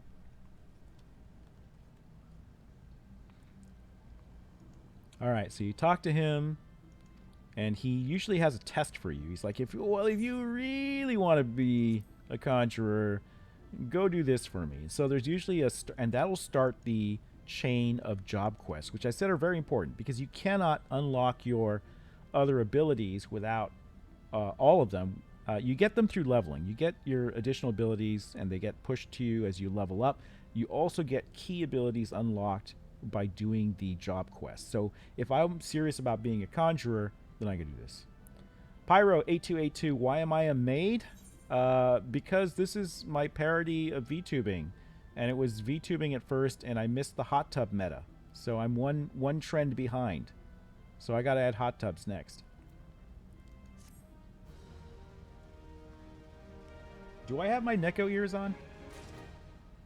Let me see. No, I do not. Let's see if I can do that. Yeah, it's not gonna work. We'll say hop over to here. Yeah. Unfortunately, I can't get the hotkey bound for that right now. Yeah, I gotta be a hot tub VTuber. That's the current meta for Twitch. All right. Kale is still with me after all this time. So I got my quest. And the first thing you do is when you switch jobs, I am not yet a Conjurer. I am not yet a Conjurer. All he's done is he has given me, and it's Control I to bring up your slottable inventory. I don't even know the graphical way you reach here, because I would just push I in the beginning and it'd be like, where's my shit? Where's my armor? Where are my weapons? None of this is relevant. It's Control I to get to here. And again, you probably go down to character and you go to armory chest, and then that's how you access this. All your character menus are under here. And most of this is grayed out until you unlock it. That's the other thing I'm going to talk about in a bit. There's so much. There's a bunch to of cover, frying guys. pans in your inventory. There's a frying pan, not because of, PUBG, but because I am a culinist, or culinarian. I almost said something extremely rude. And so you switch that. So, but what I'm trying to do is I'm trying to become a Conjurer. So he gives you a weathered cane, and the weapon that you wield is what determines your class. And instantly you freak out because you're like, why am I naked with a staff? And for some of you, that may not be a problem. For most of you, that's probably not a problem. So, but you probably want some basic armor to go along with that. So when you first start off and they give you the weapon, you equip it, you go naked, and it took me a while to figure this out. You actually have to go and equip all your gear again. And you can't equip your Dragoon gear because it's not made for your class. So what do? I get lazy. I hit the recommended gear stat, and I just hit equip. And because it's a shared inventory, because this is not an alt, your inventory is accessible to all of your jobs, all of your classes. So that's kind of nice. And so I guess I didn't have anything Conjurer specific, so it just put me in my starting outfit, which is fine. Everybody likes the Vieira starting outfit. That's what they call the bunny girls. And you can be a bunny dude now, too, I hear. Right? That's coming up. I don't know if that's actually out yet. It's in the test. You can download like a test character thing, but in the latest expansion you can be a bunny guy, bunny dude. Which So originally these could be only female? Yeah, gender locked. This thing was gender locked. And they added a dude. And they added a dude thanks to popular demand. Okay, so now after you've equipped the weapon and you've got your basic gear on, what should you do? Immediately create a new gear set. So go to your gear set list, which is this icon. So C for the character menu, gear set list, and then you want to hit this plus sign up here, and now I've created a Conjurer gear set, which is awesome. So now I can switch, like if I wanted to switch back to my Dragoon, I can go here and I can equip set, boom, now I'm a Dragoon. Or if I want to go back to Conjurer, because I want to do the Conjurer stuff, I'll go ahead and equip that, now I'm a Conjurer. Alright, after you equip that, he will give you your first story quest.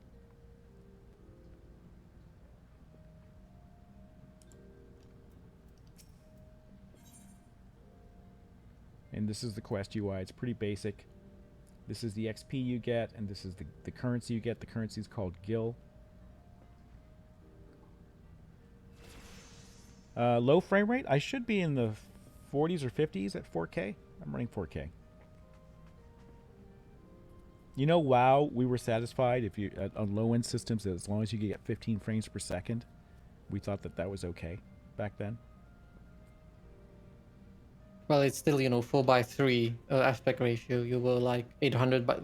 Was 800 by 60 still like the sort of normal mid-end resolution? I think that was our minimum resolution, yeah. Yeah. Mm-hmm. All right, so... being a Conjurer becomes you. You're just like my bunny outfit. I know you. So without further ado, I shall assign you to your first task as the Conjurer of Stillglade Fane. Just beyond the city gates, you'll encounter squirrels, ladybugs, and funjars. I would like you to slay 3 of each. Lest you wonder how I can so coolly order the taking of life, know that things are not as they once were. As a consequence of the calamity, big story point for this game, I guess the moon fell, and some dragon came out of it, and bad things happened. And I may add, through no fault of our own, these creatures have become a burden to the 12's Wood, a burden it cannot bear well. Okay, so we gotta go kill bunnies. The important thing I want you to note is, you see my main story quest hasn't changed, but now that I've changed jobs, my job quests have changed. Now I'm on my first cane, and I have to click here, and then I have to go kill bunnies and stuff like that. Alright, so that's how you switch jobs here, and how you can have multiple jobs. And you can see I have just picked up a bunch, right? I've got Lancer, Archer, Carpenter, Leatherworking, Botanist, which is a gathering skill. There's 3 gathering skills. Culinariist, or I can't pronounce it, whatever this is. Cooking stuff. Fishing, which is really epic, I guess. There's like an entire raid for fishing. I don't know how 25 people do a fishing raid, but you can, and I want to experience it. And Dragoon, and now I just picked up Conjurer. So, again, don't roll an alt, just go pick up the job, and don't be afraid it doesn't lock you out of any of the other choices. Alright, I'm going to switch back to Dragoon because I just want to show you how jobs work. Let's see, what else should you know as a beginning adventurer? So we talked about the story quests, and we talked about the job quests, and how those are the primary things you want to pursue.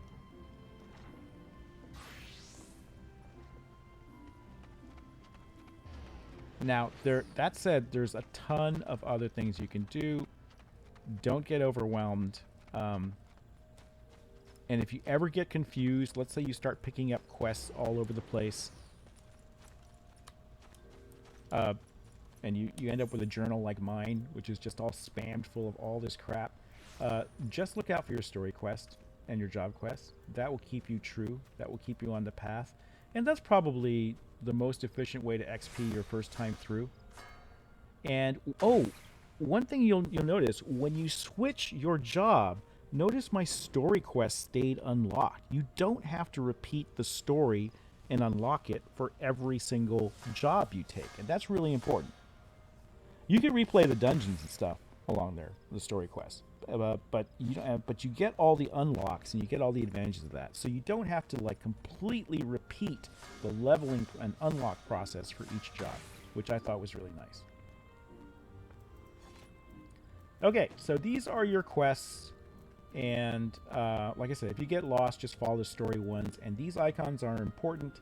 Your story one is represented by the firing icon here, and your I guess I forgot, your job quest, like Lance of Fury, is going to be represented by a different icon. I don't know what it looks like. Let's see. Anyway, I can just click on it here. Lance of Fury. And then I guess I could find... I wish there was a search here so I could find Lance of Fury. One thing I want to do is I want to clear out a lot of these quests. But I keep a lot of the lobby quests around because if I switch jobs, then I can just go do that quest. Alright, Mage. Thanks for stopping by.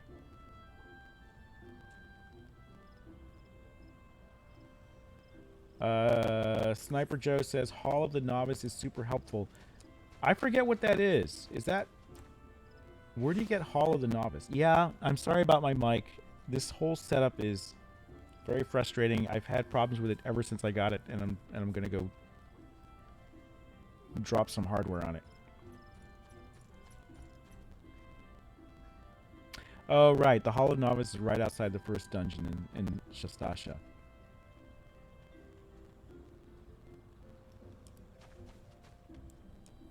Okay.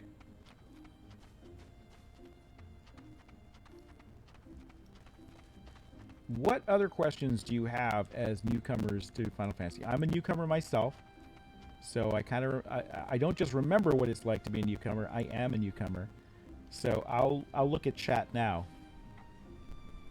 Yeah, my mic is great. My mic and interface is great, but the audio software I use is very flaky and breaks up on me a lot of times.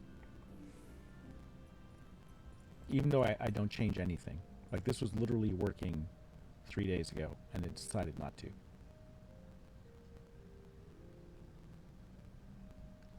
And so I'm looking at chat now in Discord, as well as Twitch chat. Taking your questions. But here's what I'm going to do. Yeah, you get your mount from joining the Grand Company. If you follow your story quest, you'll get your mount.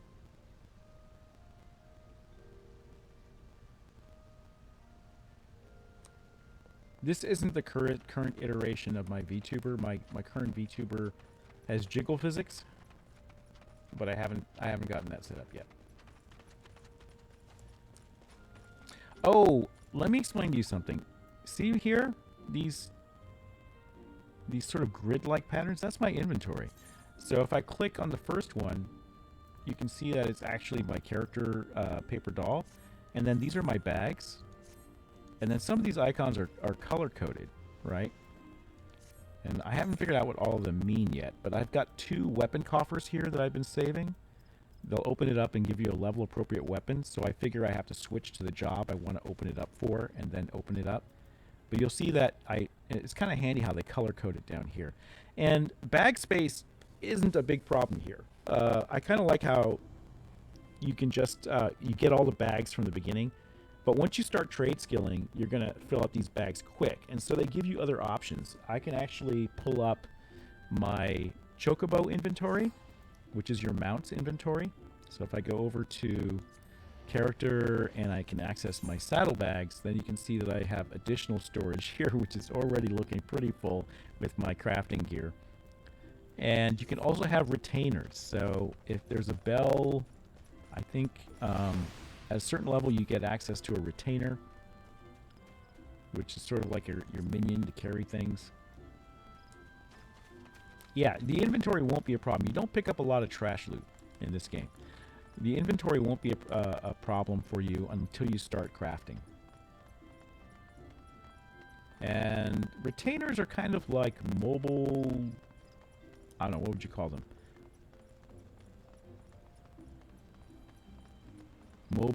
Mobile chests? Do they have any other purpose besides being pack mules? I just got mine, so... And you get to control their appearance too.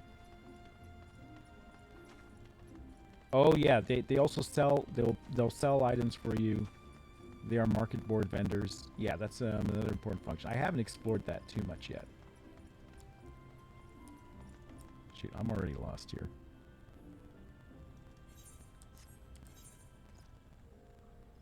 Yeah, I didn't want to go that way. All right, I'm going to go all the way around to here. I find I have to play with this map open, which is truly a shame because the map absolutely sucks.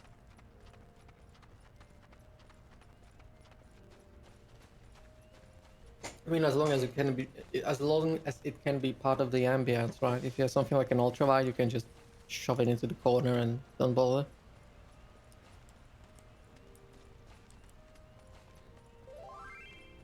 Sniper Joe says retainers can be sent out on missions. What? What other game did that? Didn't Star Wars New Republic do that? Couldn't you send your... Didn't you get, like, minions you could send out on missions? I seem to recall that. But I don't know any other way right now to summon a minion besides ringing these bells. So you see this bell here? And they're scattered throughout, usually the trade district.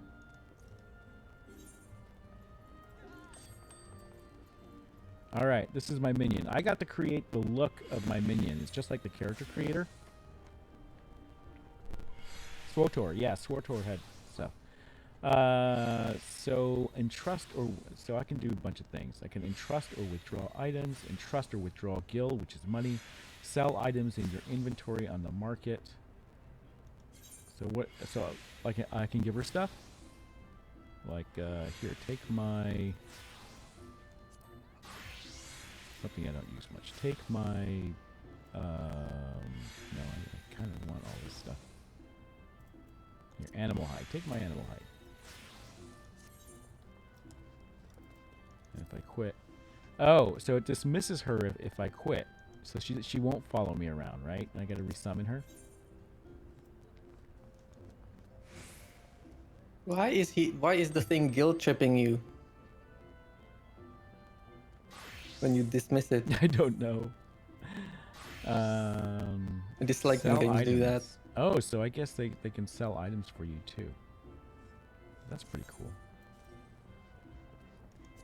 All right, but let me show you the other inventory. So the mount is pretty important here and pretty functional. Like you can once you follow the quest to a certain point, you will get your mount. So I'm gonna go ahead and you get mounts and pets. So my companion, and then you get companions. So, but let me just summon my mount. So I gotta get out of the city here.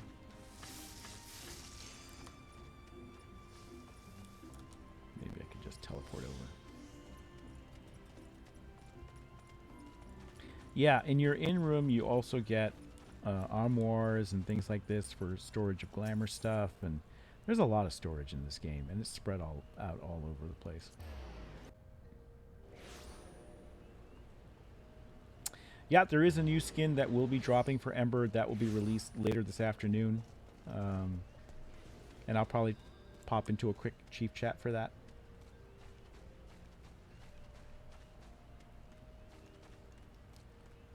All right, I'm just getting out of the city so I can show you the mounts.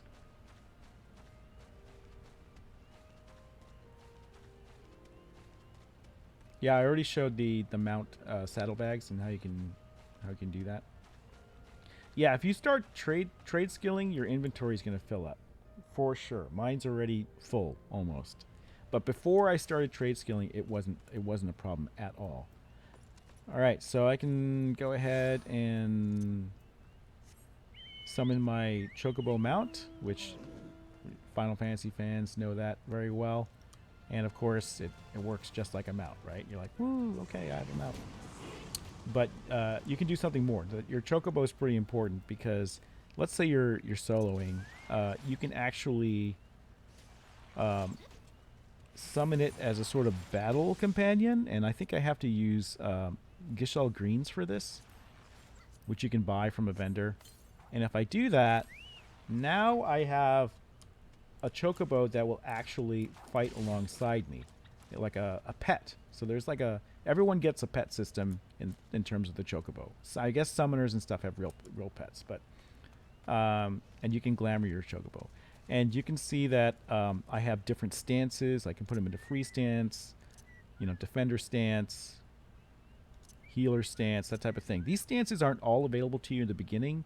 They start off as free stance, but if I were to go fight something, I'd probably one-shot these things. But this Chocobo would fight alongside you, and I thought that was pretty cool. And then you can also go back to, okay, let's mount, and then you get off your Chocobo and he reappears as your fighting companion. So that's pretty cool, especially if you're soloing. And your Chocobo can heal you too, so that's also a nice feature. There are other mounts in the game that you can buy or earn. Being that I did Firefall, I had to do the bike. This was a store-bought item, but I had to do it. It looks like a Firefall bike too. I thought that was pretty cool. But it doesn't move like a Firefall bike. It doesn't have any of the physics. I don't lean into my turns or anything, which is okay. I mean, I don't expect it from Final Fantasy.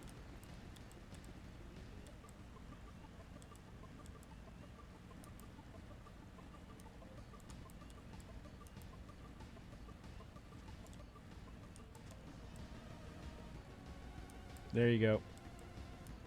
I have music on it. I have all my volumes set down. Another thing is when you do stuff for the first time, you will get these tooltips. And for the longest time, I never noticed these tooltips. If you click on them, they are super duper useful.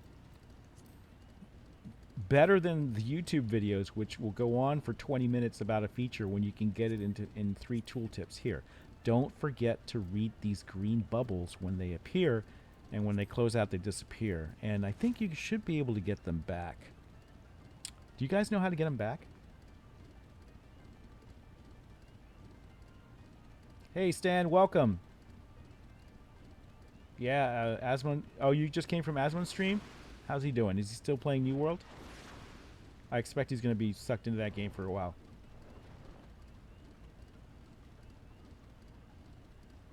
All right, so I'm trying to help out the newbie players here. There were these green tooltip bubbles that came up that I found very helpful, but I never know how to get them back. Does anyone know how to get them back so that I can read them again? Active help in the system bottom right. Okay. Aha! Okay, so every bubble you unlocked, I guess, or perhaps all of them will be here. And these are just super duper useful. I don't know when they added these, but definitely do read them. And they'll come up as a green bubble when you need them. It's very important to read it. So that's under System, Active Help. I guess I'm told you can also hit Escape and access it that way. There it is, Active Help. There's also a player guide, which is... It's a website. I didn't bother reading it. It keeps popping up. Try to ignore it. Check out these mounts, dude. Check these guys out. Kale. Are you guys PvPing? What's going on here? Or is this just their natural interaction? Sometimes the pets will interact with each other. Like there's a puppy pet and a kitten pet, and they'll interact with each other. It's kind of cute. Nice mounts. Yeah, mounts are a big It's thing here excessive. too. Oh yeah, you can get the car from Final Fantasy.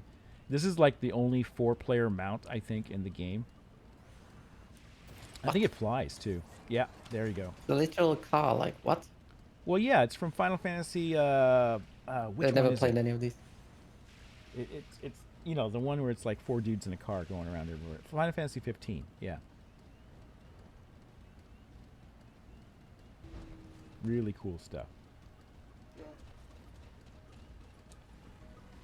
All right, so now I'm actually gonna play today a little bit. So I'm actually going to check out the Golden Saucer event, which is, I guess the Golden Saucer is always around. I've never been there, but there's a quest to unlock an air ticket to it. Yeah, I'm not going yet. So if you want to show off, yeah, okay, yeah, check this out. These are nuts, dude. And no thematic consistency. It's whatever they want, which is, I think, a huge advantage for any game that wants to sell cosmetics. Is you can't get too married to your world fiction. And so for Ember, we try not to be too worried about that. We kind of just do whatever. We've got a pumpkin mech, for goodness sake. All right, so here's what I'm going to do. I'm going to take a short break here, and I don't if the community staff is still around. Normally we do a raffle for Ember. Is anyone from the community staff? Ronan, are you here? Yep, I'm still here. Okay, awesome. Let's do this. Let's do a let's do 3 Forerunner packs, newcomer packs for Ember. And let's do a ketchup pack as well, which is our skins. All right. And I'm going to take a break here, and I'll be right back. And then we're going to play a little more Final Fantasy, and I'll talk more about, as a newbie, things that I didn't understand and I had to learn. Top things you can do, that sort of stuff. But meanwhile, head over to our Discord. You can join our Discord server for the new type of MMO I'm working on. That's very early in development. But you can yep, Faye just posted a link to our Discord server. Hop on over there. That's where we do our automated raffles. And let me see if I can pull up.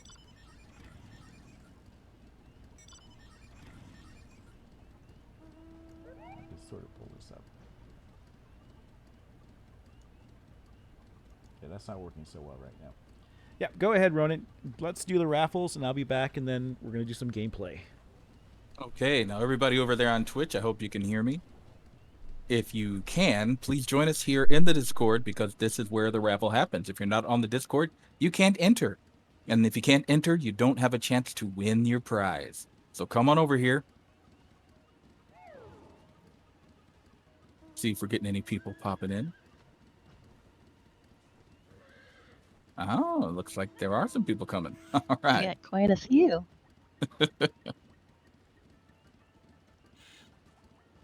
Okay, so we're going to give you just a couple minutes to pile in.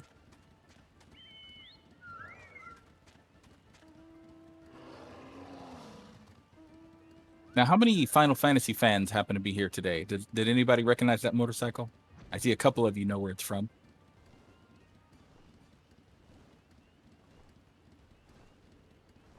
Excellent, excellent. Fenrir, oh, very good. You know the name and everything. All right.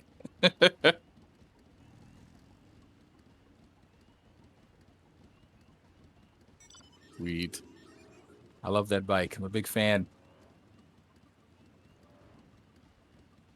Right on.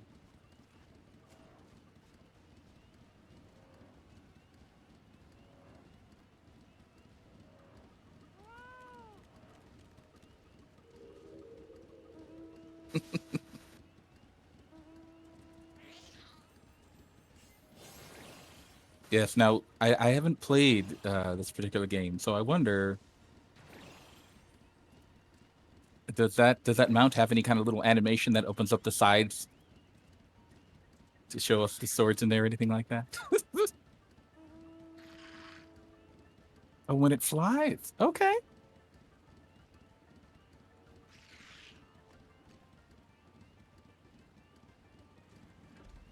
Ah, bad news.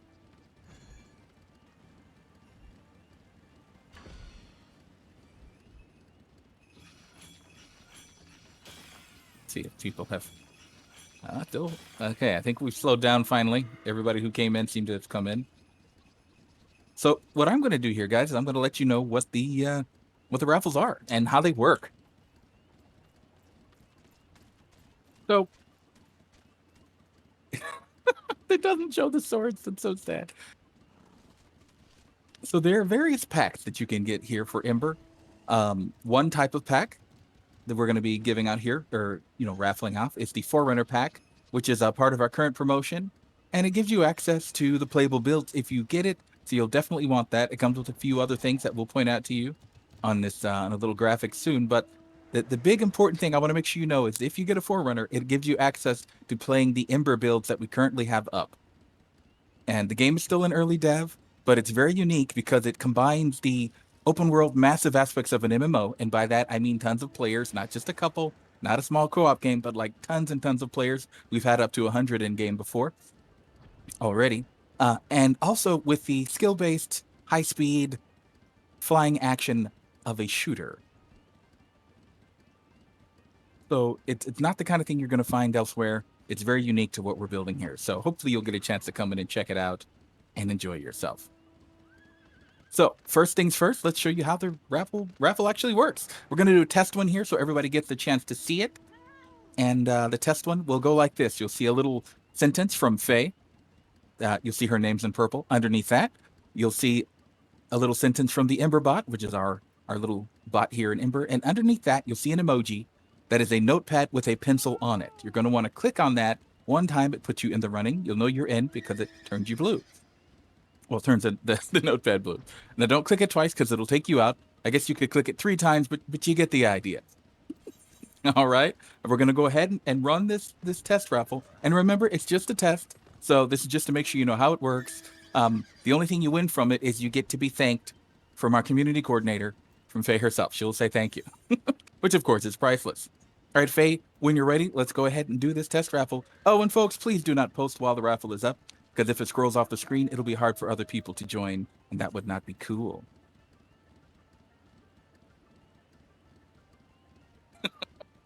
All right, are you guys ready to try and earn my thanks? On your marks, get set, click.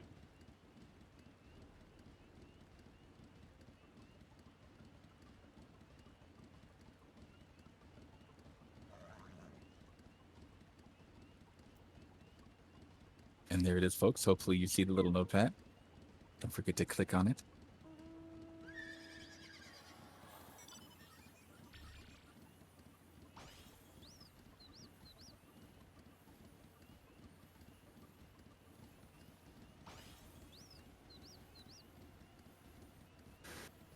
The winner is Mako. Go ahead, Faye. I was going to say, he's one of our newest members. Congratulations. All right. And there's Faye's thanks.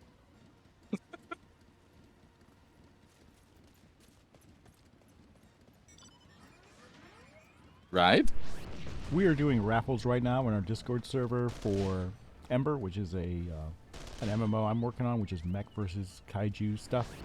And we are not even at our Kickstarter yet. We're doing a sort of playable mock-up vertical slice. We're in white box phase right now while we work on final graphics for the demo. Join us on the Discord server. The link is there. And I'm taking a break from playing, but we've got some community members here that are showing off some of the epic mounts that you can get in Final Fantasy. And I'm doing a newbie stream on basically how to play Final Fantasy, and we'll be getting back to that after the raffles.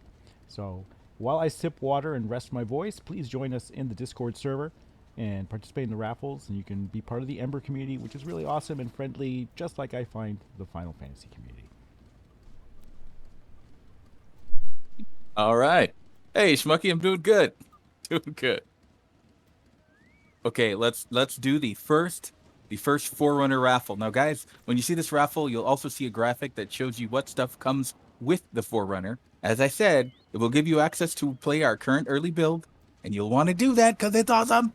And of course, it also gives you some other little neat stuff that you'll see right here. Faye, take it away. All right.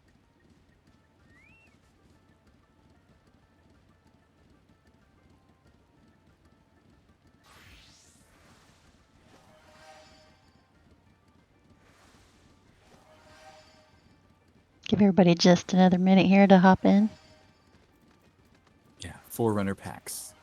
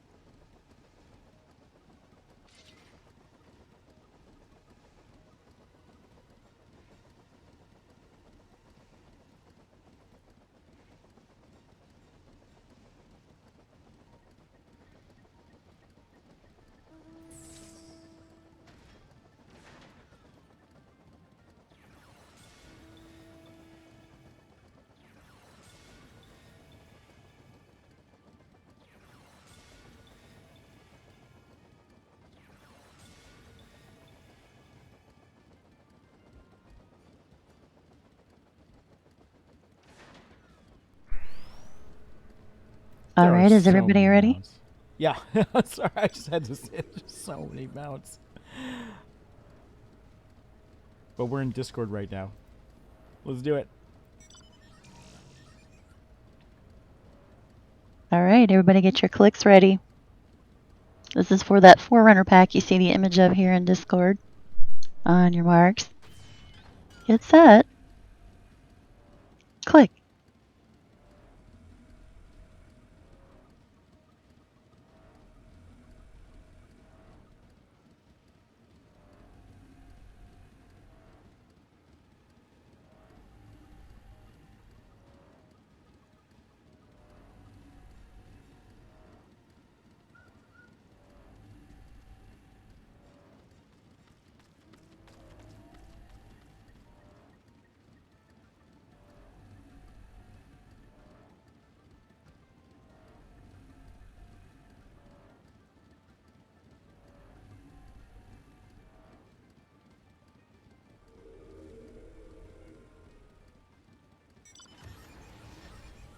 Congratulations, Not Moose.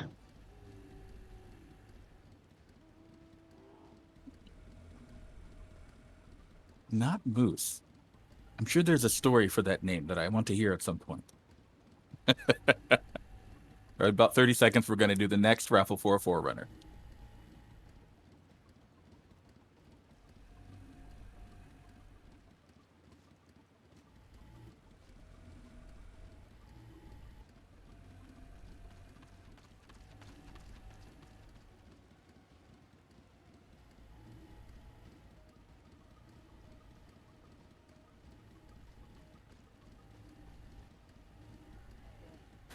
I sound tired? What do you mean I sound tired? Is that better?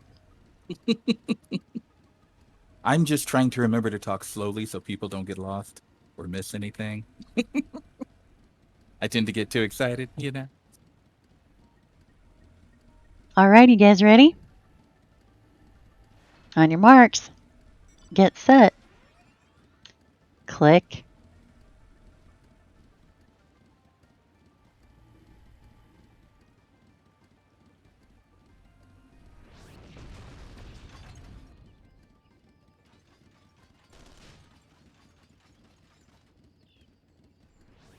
Oh, come on, we can do better than that. 37, 39. Come on, guys. Hit that pencil emoji.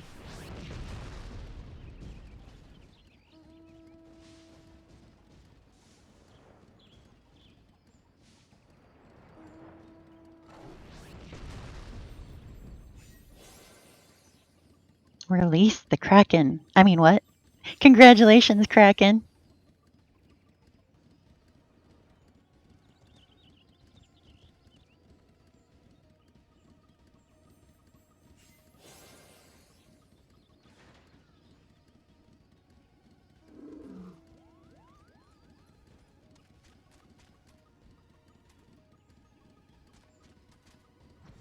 Awesome, awesome. Okay, we're gonna do one more of these here in about 30 more seconds. So prepare thyselves. You still have a chance.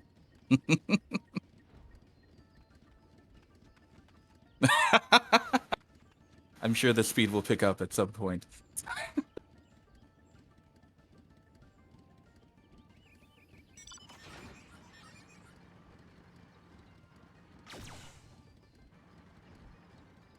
All right, get your clicks ready.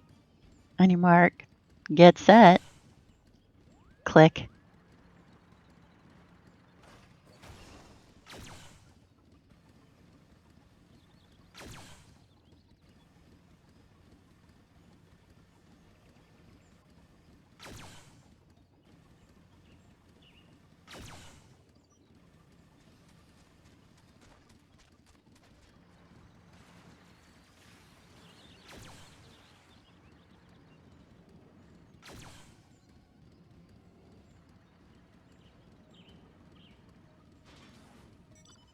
Corpsicle, congratulations. I do not want to eat a corpsicle. No, thank you.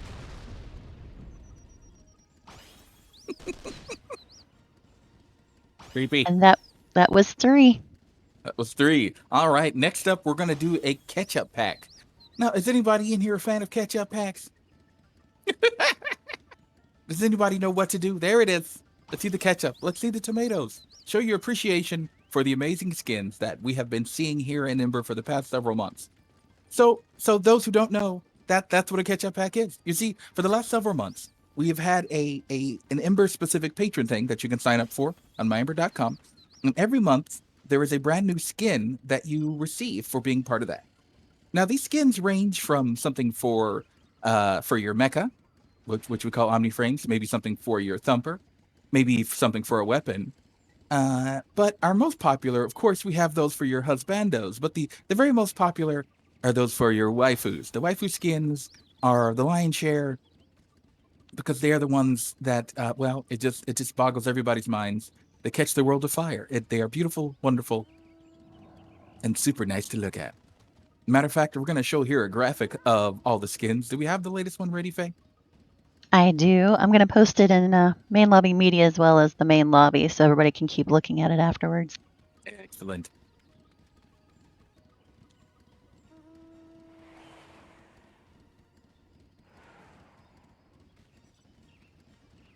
My goodness, we have so many skins that they are amazing.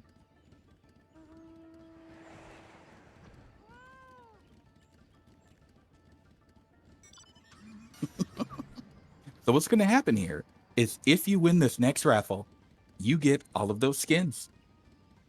They get put on your account. And of course, when the game goes live and the skins are all put in, you will get access to them.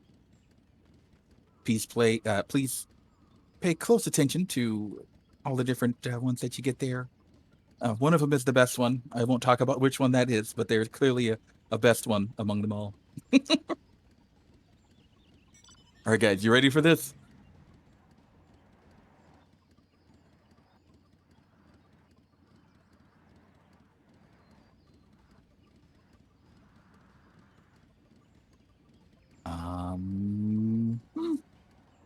Let's go with yes. All right, let's do it. In which case, I have one more image to share.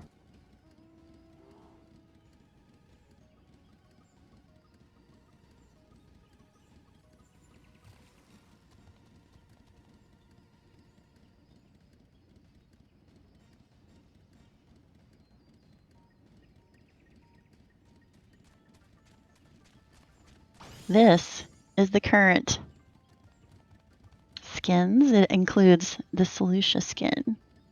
Because remember, guys, the new skin will be revealed later today. And I'm sure it's going to be real nice. Uh-oh. What do you know? I know that they're always real nice. Well, that's true. All right, is everybody ready?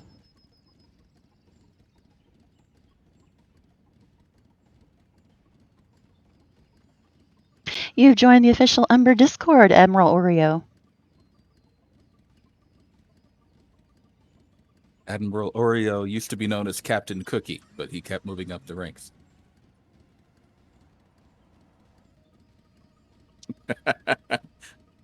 All right, Faye, you better do this raffle before I start unleashing more bad jokes. Uh-oh. Is everybody in here that's just arrived? We've got three, it looks like 3 more that just arrived.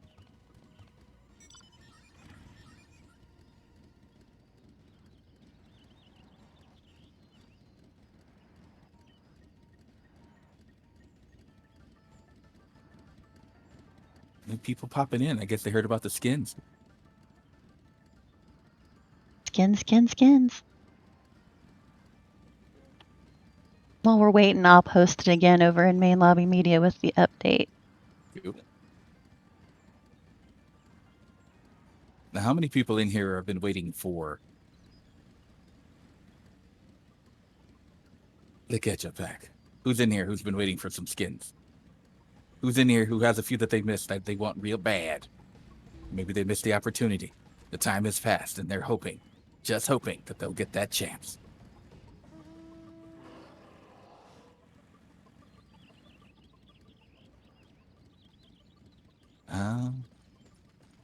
Now, Prism, are you afraid that your good luck will be used up?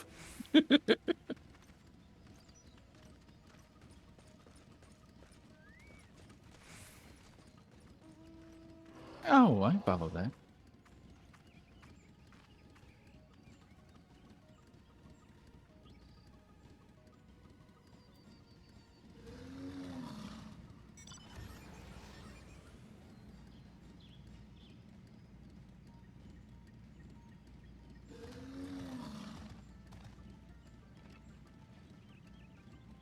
All right, I think everybody's here and seated. If you're ready, I'm ready. Right. Everybody get your clicks set.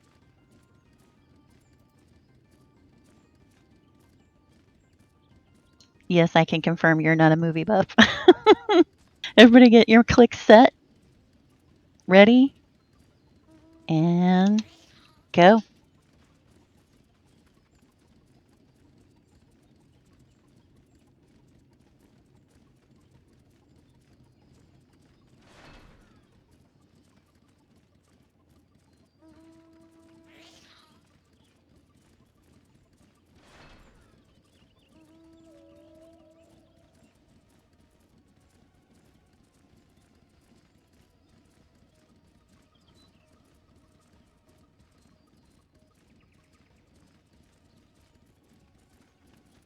The winner is Uni.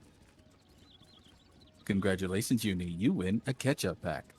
Now, as Faye has been sending everybody a message here, make sure to send me a private message right away. Let me know that you won something. Be specific about what you won. Makes it easier. And give me your Ember ID that you use on myember.com. If you're not already a member on myember.com, it's absolutely free. Just hop on over there and sign up, and it's done there for you.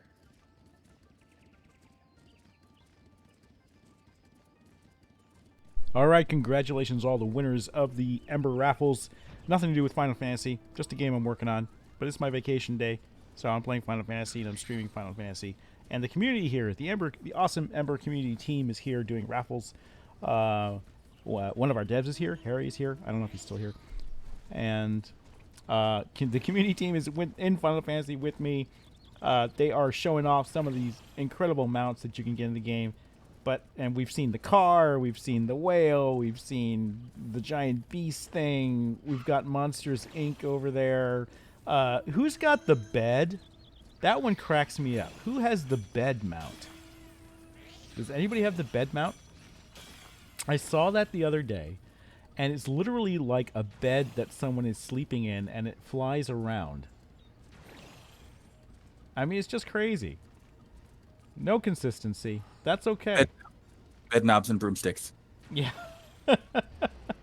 All right, so I'm going to get back to playing here. And what I wanted to do today with my character is I try not to level unless I'm with my family or whatever. But I had the quest to get the Golden Saucer event, right? I guess it's an event that opens up once in a while. I don't know anything about it, and I guess it's 50% rewards, and you can unlock a bunch of stuff, and there's supposedly a bunch of mini games, right? So let's go check it out. And I'm also talking about Final Fantasy from the perspective of a newbie. I am a Sprout, which is what they call newbies in Final Fantasy, and from the perspective of my history in game development, like MMOs and things like that. So I'm on Primal, if you guys are on that data center, and I'm currently on Excalibur. And that's a tip I shared earlier with people getting into Final Fantasy for the same time. If you want to play with your friends, even if you can't get on the same server, as long as you're on the same data center, you can still port over to each other and gather up. So I have a quest that I got for this Golden Saucer event, so I'm going to go do the turn-in for that and hopefully unlock the event and go over there, and then I'm going to count on you guys to walk me through. Oh, you can get online to show the bed mount? Maybe it's a little late for that. I'm just going to head over to the Golden Saucer right now because I've never been there and I want to see what it's like. So I'm going to use the very, very awful map display, and I'm going to take you guys to Ul'dah, which is another huge city. There's 3 main hub cities in the game. And so we're going to go to Ul'dah right now, which the airship vendor there has the quest for me to go to the Golden Saucer. And I assume that's where everybody is right now, because the event only runs for a week, and it's 50% extra rewards. I guess there's a currency you earn in there. I know nothing about it. And I guess I'm told, being a WoW guy, team lead on WoW, it's like the Dark Moon Fair, but a permanent Dark Moon Fair, I guess. That's what it's supposed to be. That's what I heard anyways. Ul'dah kind of reminds me of Ironforge with its concentric circle layout here. And you can see that they... Oh my gosh, the map is so spammy. So I want to get to the airship landing. Okay, so I got to go here and to the right. It's Dave and Buster's, the Great Onion says. So I guess when the event is in effect, the cities put out these displays.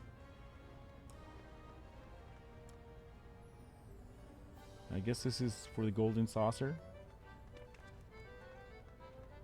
And I think it's kind of cool how they all kind of like celebrate this. Is the Golden Saucer event like once a year? How rare is it? Or is it a couple times? Yeah, they have dancers too. They're kind of funny. Oh, so this is a once in a year thing. So I got to do this now. I have no choice. It's FOMO. And are there unique cosmetics to unlock and stuff like that? So should I just spend the rest of my vacation in the Golden Saucer?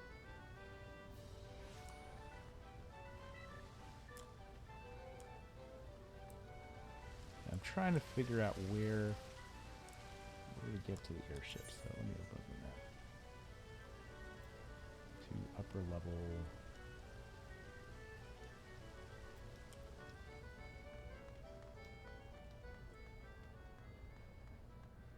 I do care about furniture. I really want a house, but apparently to get housing in Final Fantasy XIV, you have to do it on a lottery-based system or something. This doesn't look right. Let me see if I can take a teleport shortcut here.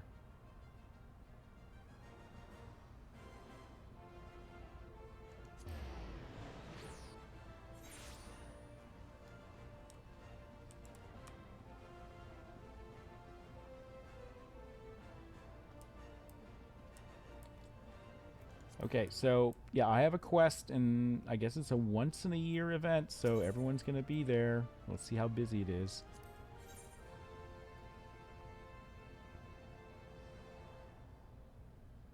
I'm missing the market aetherite. Yeah, probably. I haven't unlocked all of them in Ilda yet. Yeah, the gold saucer is year round, but I guess the event is only once a year, right? And is the event just extra extra points you can earn, or is it also some unique unlocks for cosmetics? Oh, it's just extra MGP? Okay. All right, so I'm going to turn in this quest here.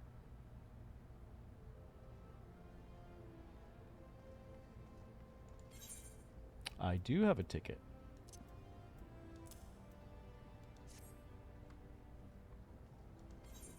Yes, you may reserve a seat for me. I guess this is first class service here. Yeah, I really want a house in Final Fantasy. I've decided I like this game enough that for the first time since WoW, I want to make this a long-term game for me. I can't put in 100 hours in a week and a half like I have been, but I'd like to just a couple times a week put in a couple hours and just make, you know, steady progress. Just be casual about it.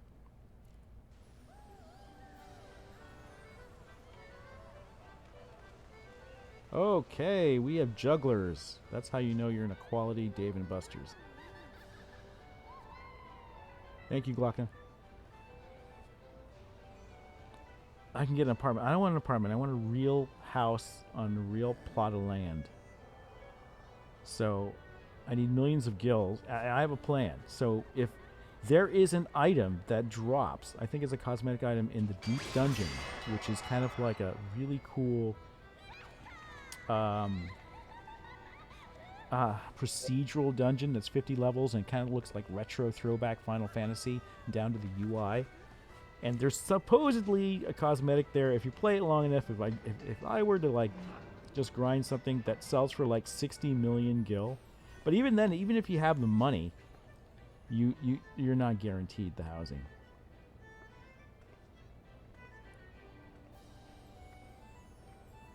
Okay, this is lush. It's all golden. It could happen to you. I've completed the quest. It's Vegas, baby. Should the Gate Striders have Vegas? Should there be like a golden saucer type thing in Ember?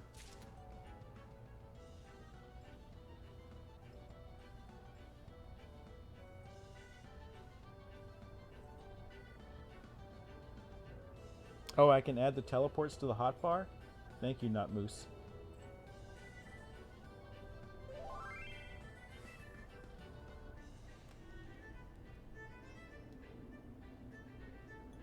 Oh, so I've got to go 200 levels, almost 200 levels into this dungeon to unlock the mount. I might do it. I don't know. If I get, I need another vacation just to do that. It'd be a really boring grind.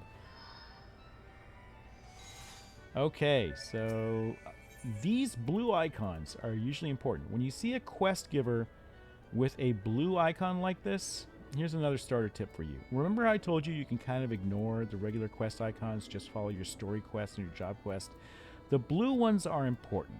They unlock additional ways, usually important features of the game or different ways to earn XP that you'll want to unlock early on so you're not missing out on stuff. And for example, if you go down to oh geez, wait. Again, the green circle, very important tooltips. Okay, welcome to the Golden Saucer. This, that is, all your dreams can come true if you have enough Manderville Gold Saucer points. MGP gil can be exchanged for MGP. The current rate is 10 gil for 1 MGP. Olda law prevents the Golden Saucer from exchanging MGP if the patron already possesses more than 500. MGP cannot be converted back to gil, but the points can be used. Okay, so it's Chuck E. Cheese. It's Chuck E. Cheese for adults. And these unlocks, they're super important. I talked about these are the only quests you pay attention to, but if you see these blue ones, they either unlock jobs, additional jobs you can do, or they unlock certain important features like these logs here, right? And these are, which logs should you unlock? These all start off as gray when you first start the game.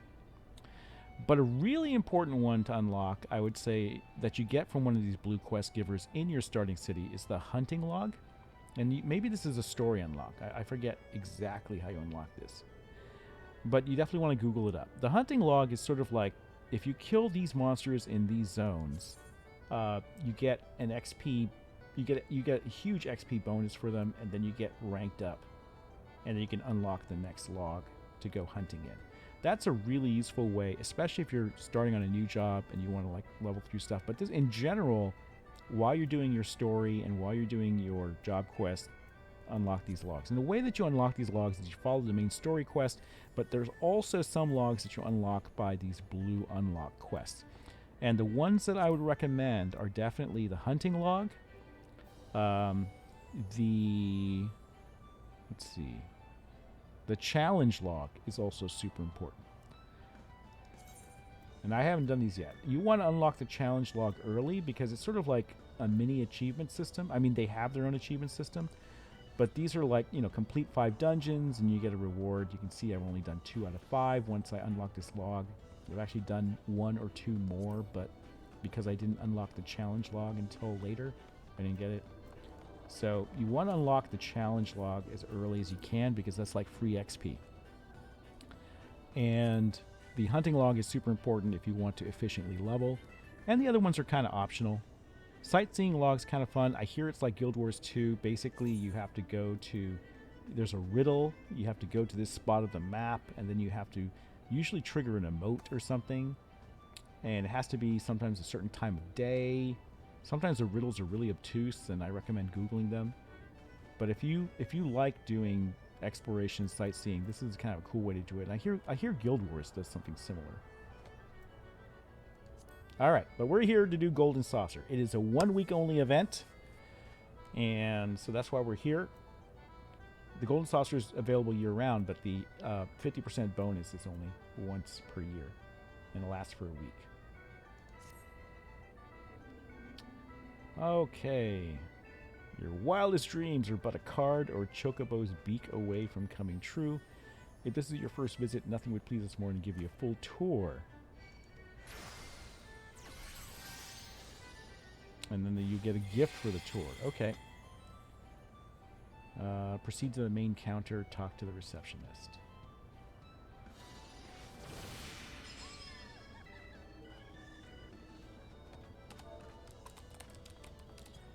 Sorry, I'm not watching chat, so if I missed your chat in-game...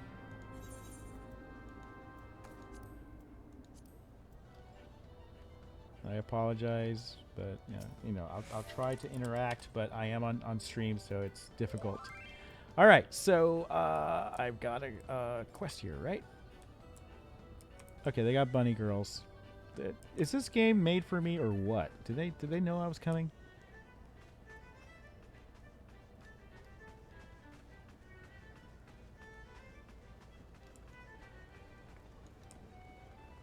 Okay, so wow, this place is lavish.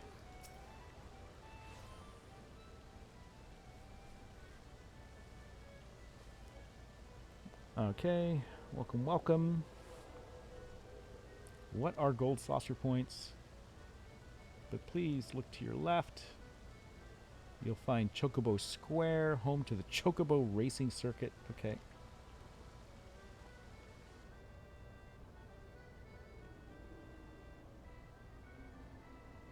You gotta love Japanese games. They don't care. They'll throw attendants in bunny suits.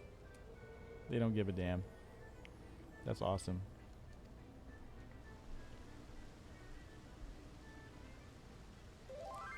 MGP is the currency of dreams.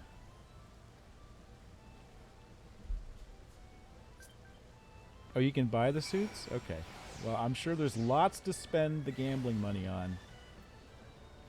How far am I in the game? Yeah, I have like a bunch of jobs, but my Lancer is 36. I've been playing 105 hours. I've got like, you know, I've been dabbling with all of these jobs, a lot of the gathering ones, some of the trade skill ones. Fishing I was doing right now.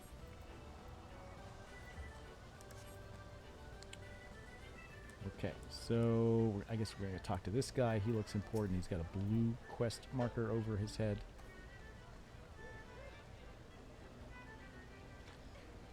Oh, I got a stake, so I got to buy some MGP first.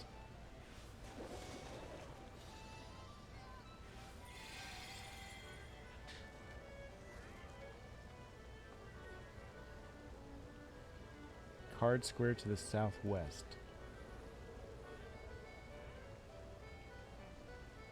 How much should I stake? Do I need starting MGP to like gamble and stuff?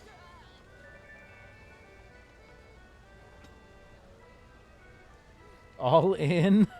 No, I'm poor. I only have 61,000 gil because I've been trade skilling and I spend it on raw materials. What are you betting on? What's the game? I don't know. I don't know what I'm doing, Harry. They're telling me I need to go all in. But you know you have to bet something, but you don't know what you're betting on, or even what the game is. You can only buy 500 max. Okay, so let's do 500. Oh, this is painful. I'm not normally a gambler, but let's see what happens. Yeah, the limited event is up. You got to go for it, right? It's only going to last a week. I know, you guys are walking around with millions of gil, and I'm like, and I'm being really cheap. I'm like, 5,000 gil. Triple. Oh, so it's like trader. So it's like tickets, the thing that you bought. It's like you bought the gambling one. Oh, you don't have Chuck E. Cheese where you are. Yeah, it's like you get tickets. It's like any carnival type thing, right? Triple Triad. No, not a card game yet. Triple Triad Trader. I guess you're related. Well, aren't you just the sweetest thing?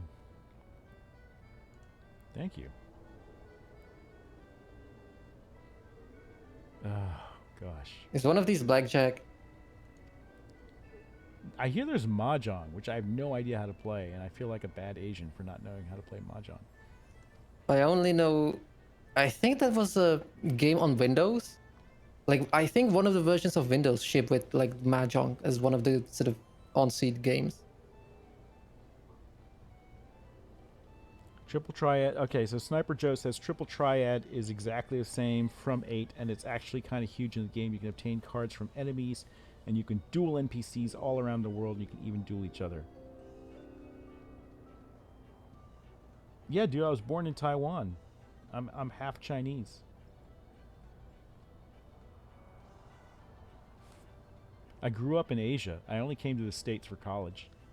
So I'm probably more Asian in spirit than American, I guess. I don't know. Been here a long time. All right. So there's a card game. I want to see what else is there. I suck at card games. Too much thinking. Just get to a roulette, bet everything on black. Yeah, exactly. Just show me to a roulette table. Okay, there's a crystal here too. I guess I should attune to it. Anytime you see these blue things and you've never seen to it, you want to attune to them. They're teleport points.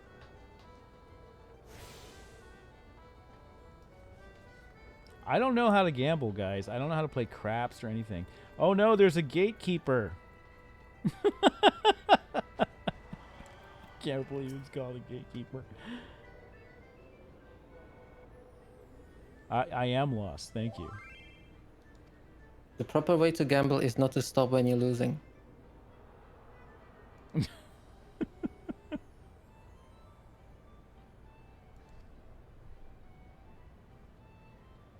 She looks like my cousin, yeah.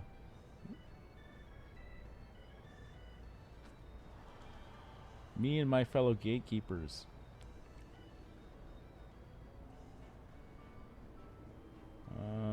Deliver me to the waiting arms of your colleague. All right. She's one of the most popular girls. Okay. And when you meet her, I'm sure you'll know why. Okay. Speak with the gatekeeper at Wonder Square. Where would that be? Wonder where Wonder Square is. Let's bring up the useless map. Oh, I am in Wonder Square.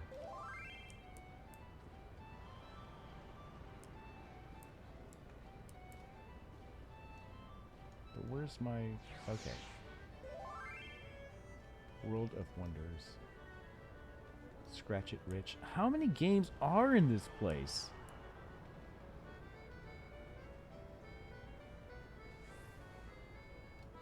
Okay, we're just gonna see them all. We're just gonna... Oh, I need to grab these points. What are the slot machines for boomers? Wait, where's... There's... It says there's a crystal on my map, but I don't see where it is.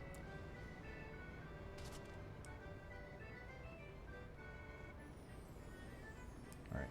Oh, wait, I think... Are these the... Oh, what are these? Monster Toss? Okay, this is a game I can handle.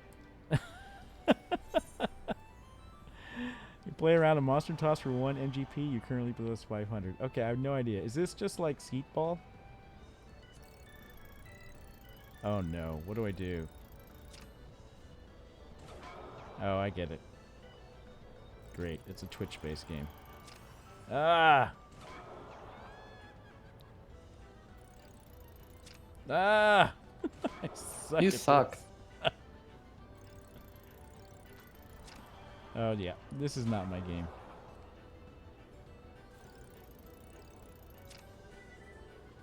What was that? You try this. Get in here, Harry. Yeah, I'm handicapped by the delay of 5 seconds. It reminds me of the Deep Rock Galactic kick the barrel thing.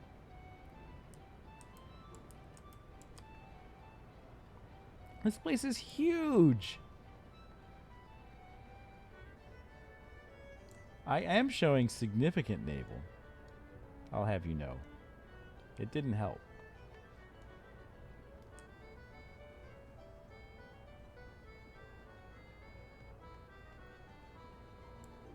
What the hell? I love this place. I'm just going to stay here the whole game.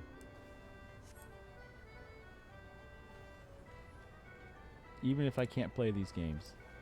What is going on here? What is this central platform?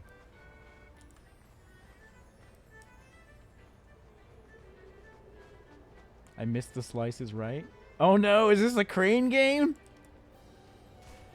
Is it as hard as it is in real life? Yeah, sure. I'll try it.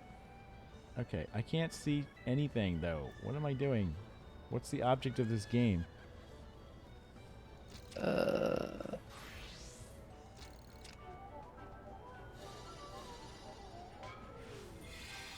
Oh, it is a crane game. Okay. Get the Muggle over the island. Oh, you get to... Oh, I get it. You But get to... I'm not playing here. I'm playing here. So I can only do one at a time. Okay. So this is a... Oh, shoot. I let go of the button. Yeah, I messed up already. Basically, you gotta line it on the grid. Okay. This is embarrassing. Okay, so here's my guy, and I got it. No, here's my guy, and I got to get to the ball. So I got. Does that count? No. It's got to be exactly on top. Damn, what a scam. Just like real life.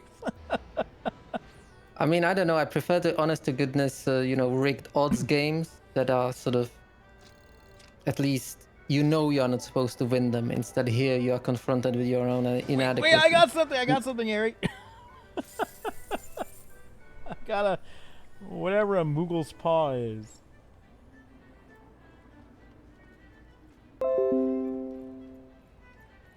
Oh, is there a challenge log for it? That's the other thing, is you can open up what's called the challenge log. And complete 3 mini games, and I'll get 1,000 MGP. Oh, that's good. All right, so let's look for more mini games. Size doesn't matter. I'm not looking forward to naming the quests with, you know, subversive puns and And pop plays on culture words. references. Yes.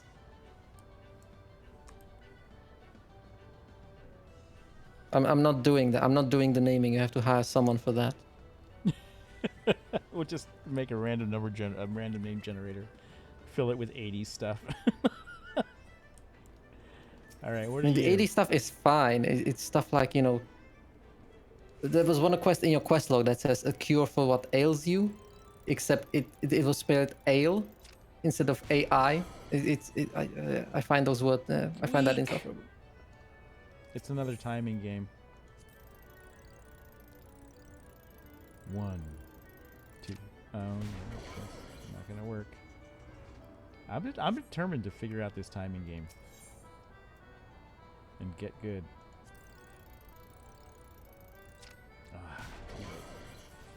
Try earlier.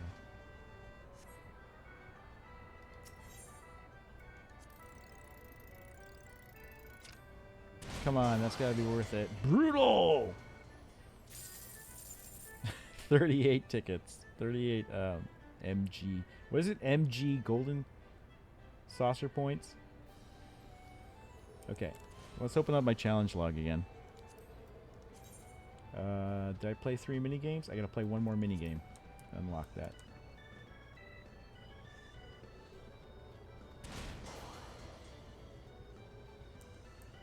I think we tried the claw and the one other thing. Was that all that there was here? Let me go across here, make sure I didn't miss anything.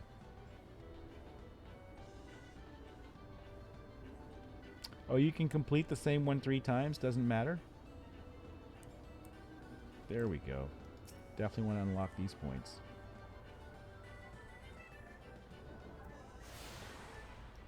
Ethernet. They call it Ethernet. Yes, they do. All right, we'll do Muggle's Paw one more time.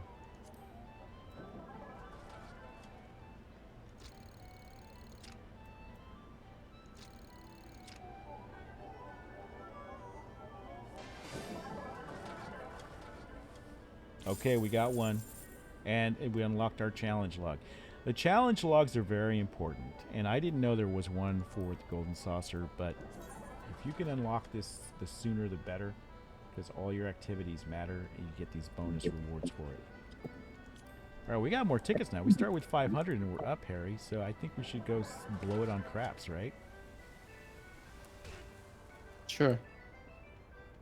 By the way, I don't know how to count cards, so, you know, I have no idea. won't help you with any of these. I went to Vegas once, and I just sat down at the war table. You know how that goes, where just the highest card No. wins. Oh. And it's really kind brain of, dead. yeah. And I got up to like, I don't know, $4,500 playing war. I was just on this streak, and it was really, really crazy. And I was gonna keep going because you know, you don't realize how much you're up. You're just playing with chips, right? And you're like, well, this is going well. I'll keep going. And I started to lose a little, and I was down to like $3,500. And my ex-girlfriend at the time leans next to me and says, "That's a laptop." And I'm like, "Oh, okay. I should stop now." That like made sense to me. You put it in context of electronics you can buy, and suddenly it makes sense. All right, Hypnotic Psychosis. Thanks for coming around. I mean, there's ungodly amount of psychological trickery happening in casinos to the point where, you know, Jumbo entire Cat university Broker. courses.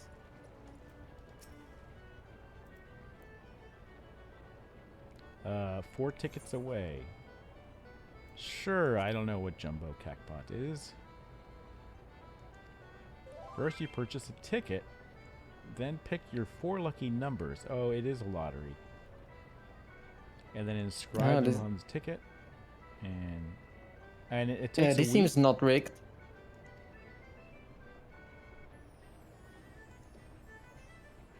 How much can you win during this lottery? Is it like Mega Lotto in California or whatever they call it?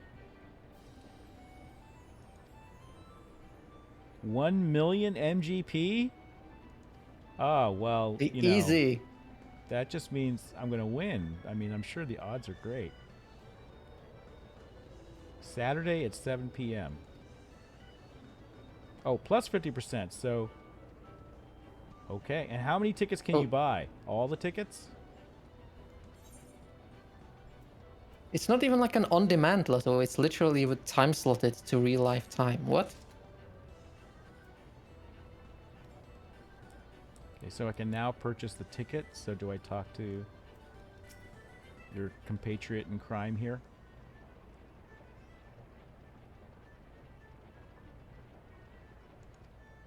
Everybody's so friendly here. It really is like casino staff.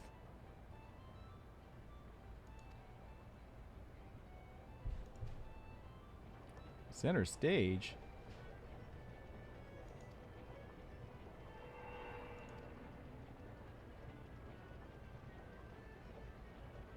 I'm not entirely convinced her bunny ears are real. Seems like appropriation. Bunny appropriation. Alright. Well, where's my ticket? I thought I was supposed to get a ticket.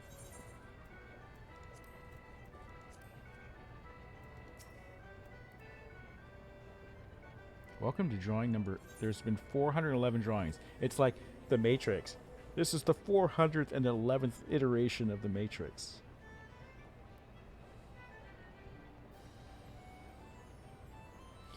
Wow, Pespidage. You know I left in 2004, so why don't you take your toxicity and get the heck out? Firefall Bus was great, by the way. It was epic. I'd do it again in a heartbeat. All right. Let's see.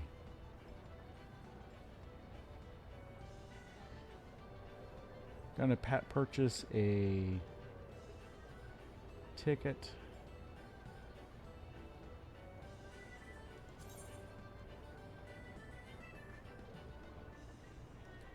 Let's see. Jumbo Cat Park. It's just 4 numbers. You just pick 4 numbers, I guess.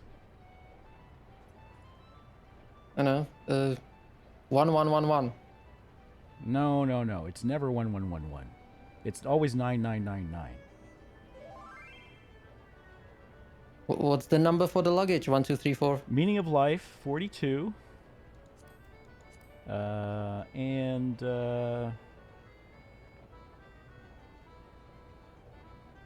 the age of the person who came in here just to like grab attention, which is about 4. All right. Are these numbers repeating though? I guess they are. Maybe I should have done 69. Oh wait, I could buy it again? I mean, you know, there's no limit to how much you want to be fleeced. How do I not buy a ticket? Oh, you have to buy 3 tickets. Oh, okay. So you guys help me pick the number this time. 7777. Apparently that's a Twitch TTS thing. Sure, I'll go 7777. That's like...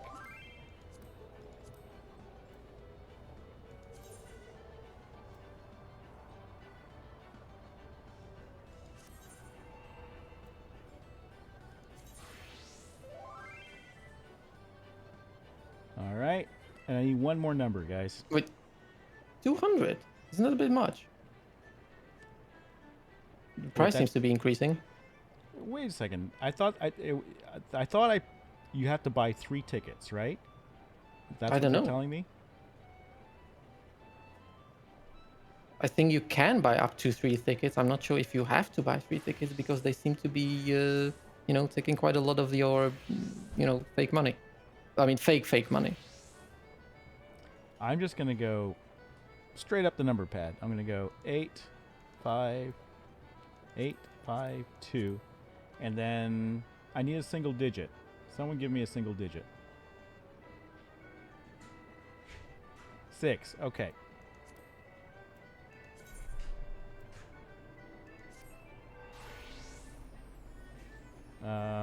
Okay, I will join you here, I guess, Saturday. Man, this is this is depressing like real life. I don't like this. I used to buy these tickets with mom, except you know we had 10 numbers. Awesome. All right, we got that.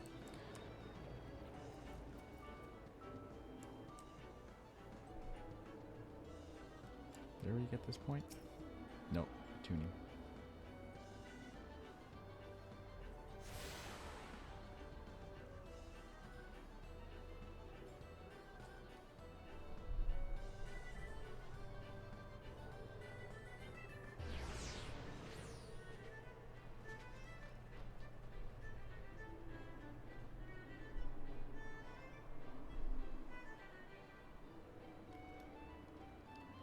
All right.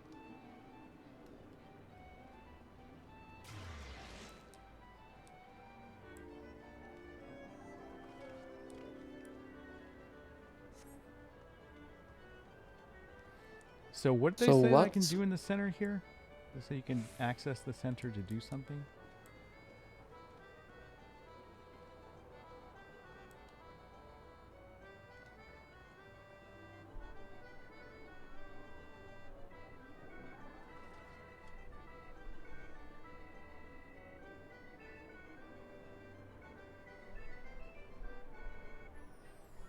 Hang on a second.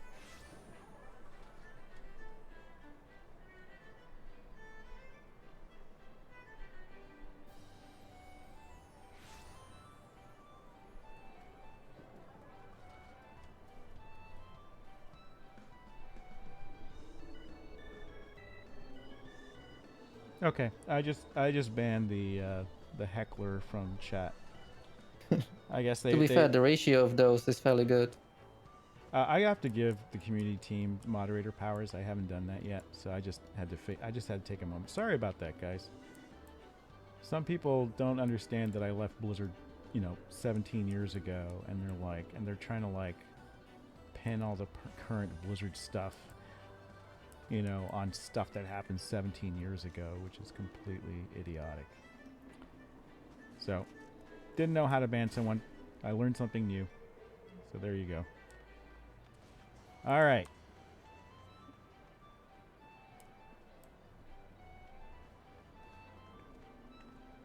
Some people have nothing better to do. Oh, there's Giga. Hi, Giga. Where should I go? What's up here?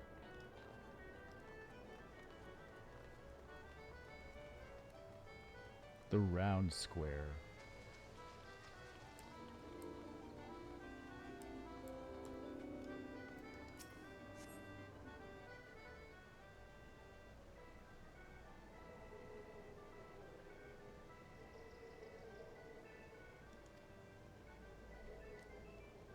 Okay. Oh no, is this a parkour thing? That's like my weakness.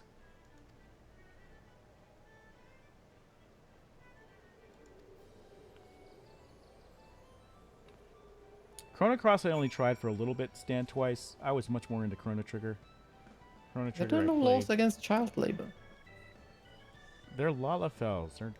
They're like, I don't know, their version of hobbits or something. Probably 100 years old. Okay, so what do I do here?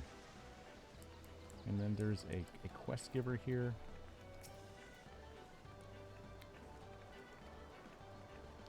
Sure, I'll try parkour and humiliate myself on stream. Sure, why not?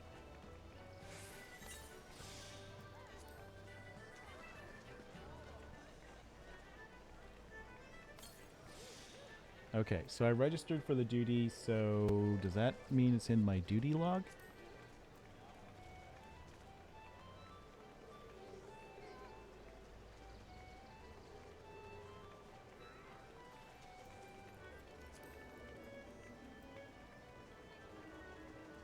Would it be my journal?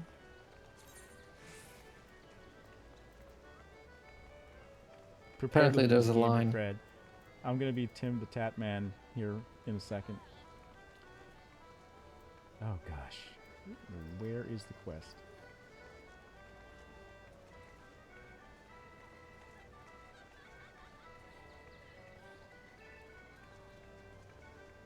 Oh, I am in the queue? Okay, so I just gotta wait. Look at all these people.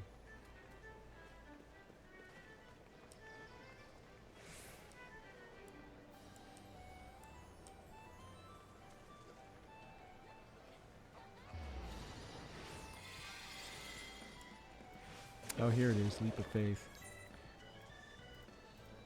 So yeah, so duties, you queue up for duties and you can see the time.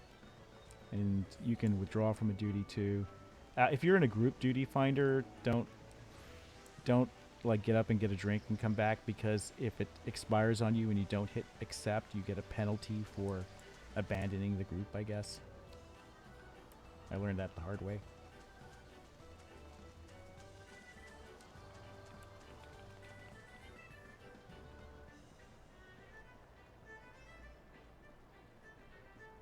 Okay, I keep going in circles here.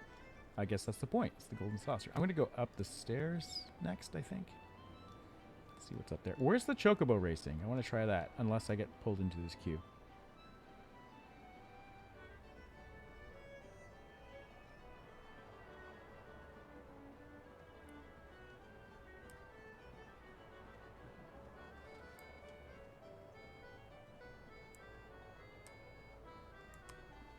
Grab this thing. Oh, I already have it. Okay. Oh, I was here. Okay.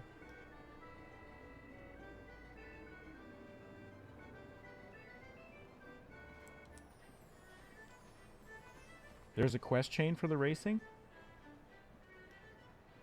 Okay, let's go find the quest chain. Unless I get... Wait, where'd my duty finder go?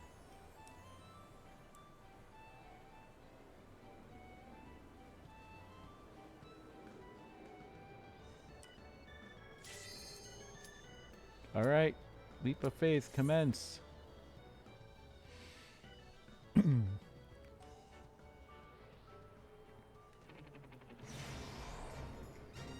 What is on this? Oh, jeez. Oh, what's going on? What is going on? What am I doing? What?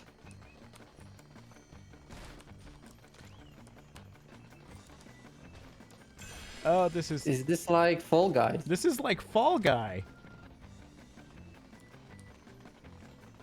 Oh, Jesus. I hate platforming. Yeah, I really suck at this. Especially since there's just a swarm of people. The Okay, FPS is and really... then- I'm not sure if your machine has FPS drops, but Stream has FPS drops. And... I mean, as long as it's fine on your end. Oh, I almost missed that jump. Oh, I almost missed that jump. Okay, I have no idea where I... Oh, no! Okay, you don't die yet. You just get to restart.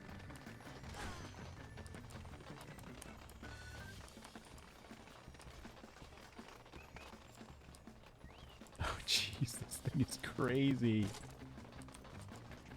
Did It would they be just crazier add if this there was after collision. Fall Guy, or is this like new? I mean, is this like old? Does this predate Fall Guy?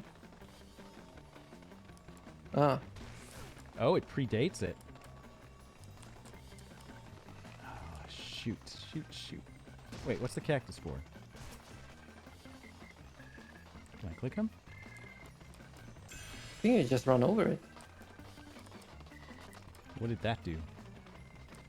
What does running over the cactus do? Bonus MGP? Okay, it's like Mario Stars.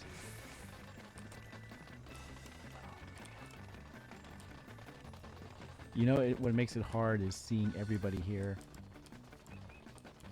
So did Fall Guy totally just rip this off?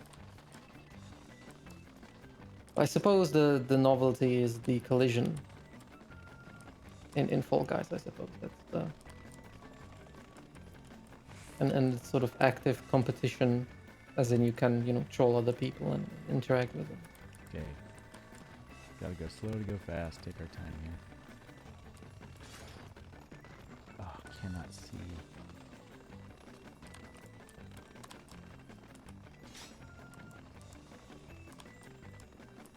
Phew. Okay. Okay, wait, what? I gotta go up there?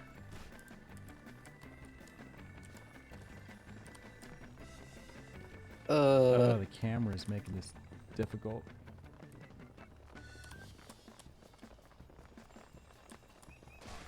And I'm down again. Ah. Make the pain stop. Oh no. Make it stop. There's just too many people. Oh, jeez.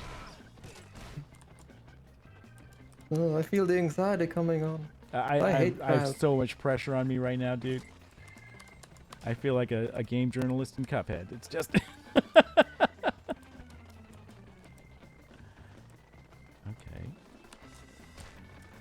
Scheiße. Okay. I can swear in German, right? That's allowed.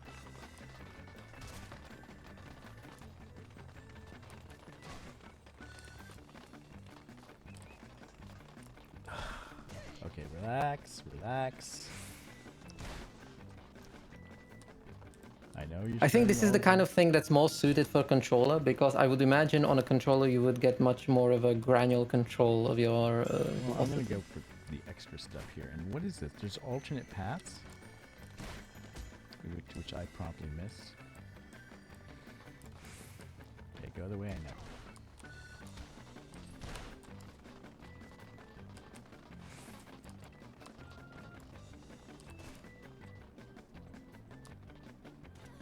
When is it over? Did someone reach the top yet? Did someone win?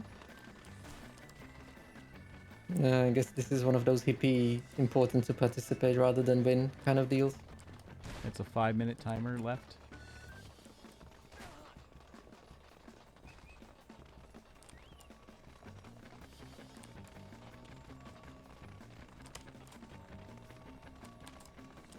Oh no.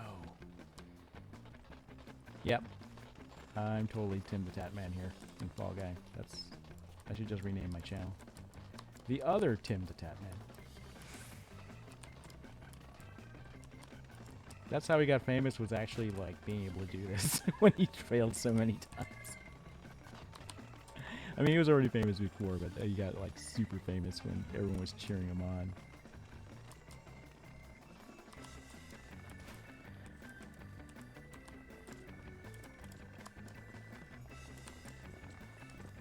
Did I make it? I made it. Okay, now where?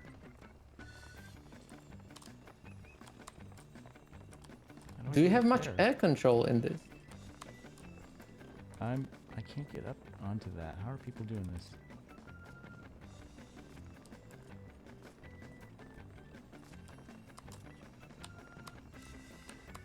Okay, am I just an idiot? Why can't I get up there?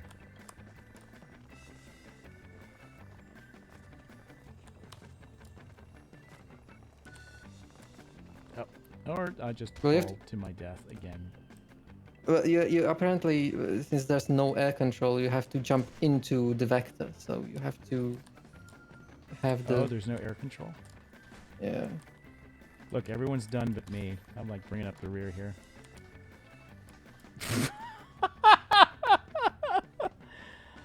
Okay, way too much pressure. I can't do this under pressure. I can barely do it when I'm not under pressure. Parkour is like my weakness.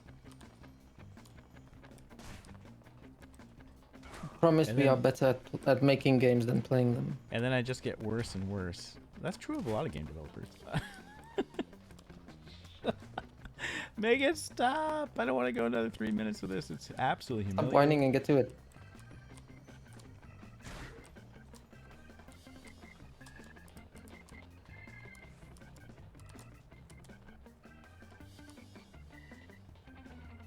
Well, this is gonna help me out in the rest of the game. That's for sure. I'm sure there's some jumping puzzles in the game that I'll have to master.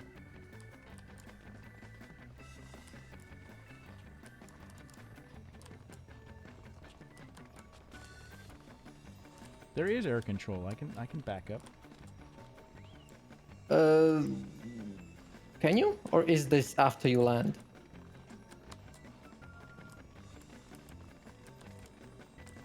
Oh, you're right. I have to push up against it to actually get on it.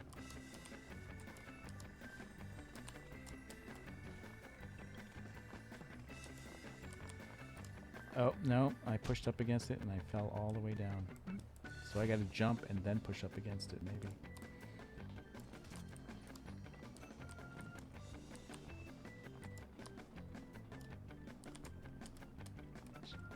Jeez, really? That's the hard way? What's the easy way? This way?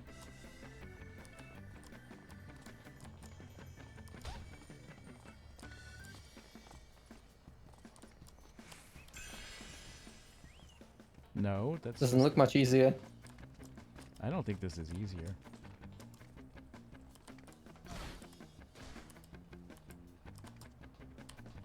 Not to me.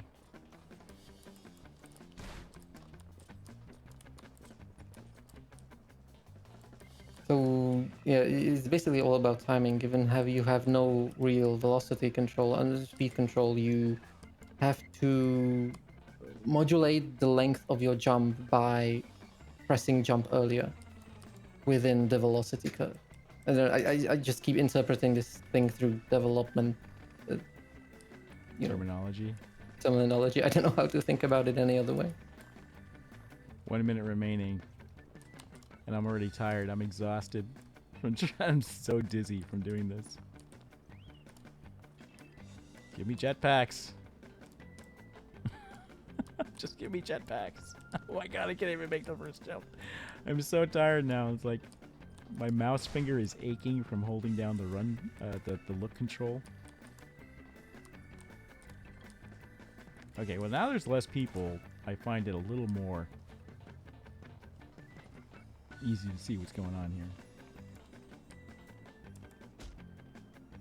Oh good, I'm not the... there's some other people here. I'm not alone in being awful at this.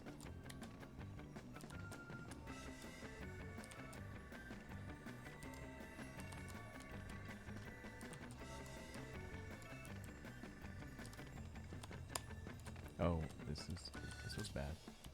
Yeah, that's the bad way to do it. That's the risky way. Oh, thank God it's over.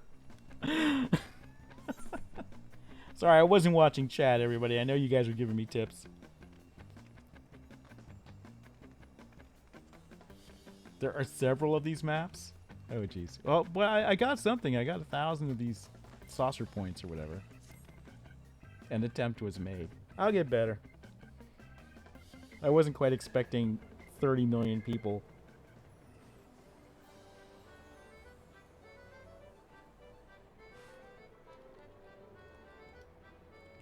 Alright, no, I never want to do that again for a while. What else? Is there anything up here? No. I've already been up here.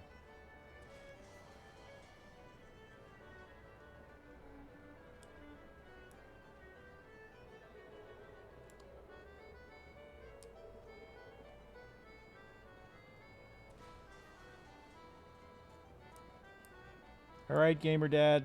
Thanks for stopping by. Is there anything here? That is a cool hat. I want that hat. Examine. Antiqued. What was it? Antiqued Myochin Jingasa? Yeah, Chocobo race. Let's do that. That sounds much more my style. Where Do you are... just bet on the dudes or do you ride them? I don't know. Mm. Where are the Chocobo races? Oh yeah, I can't wear a hat as a Vieira. That's unfortunate.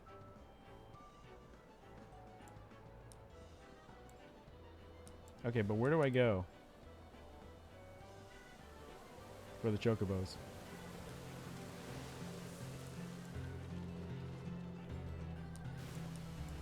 The glow sticks are cool. I had to get that after attending a Songbird concert. No, this is kind of cool. This is the kind of thing we could have on the social hub, like have a sort of probably not for launch. Obviously, this is kind of a post-launch feature, but have a sort of game room or gambling center like this with a bunch of mini games. Though, Yeah, it looks the like first a thing lot I of would fun. add, first thing I would add is terminals for Towers of Hanoi. because in Mass Effect 3, well, there was a Towers of Hanoi minigame in the first one, right? And everyone hated it, but I liked it. And in the third one, there was like a callback reference to it, and it just didn't allow you to play it. There was like just a terminal, like a slot, like a machine in a casino, and the game didn't allow you to play it, and I was pissed off.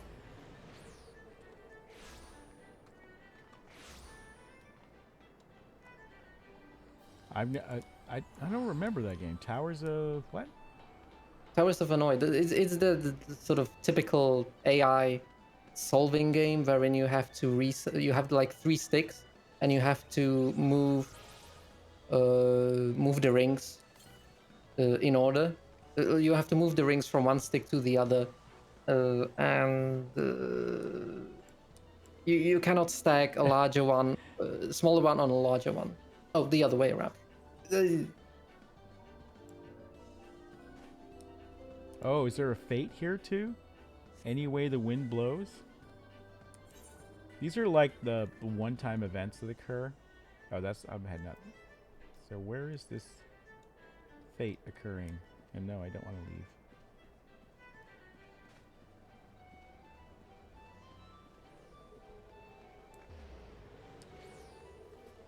Well, I guess I should talk to the saucer attendant again.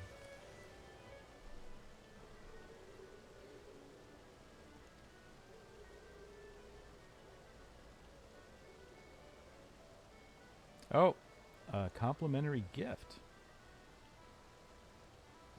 Uh-oh. Inspection.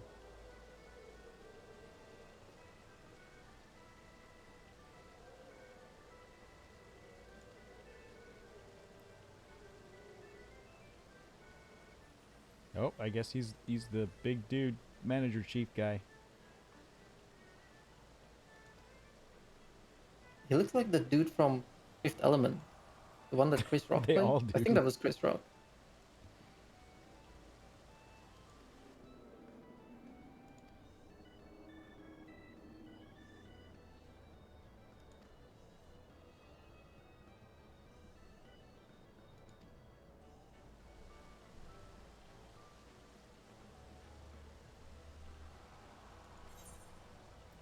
May the spinners be so kind. Oh, so I get some free tickets to play the games?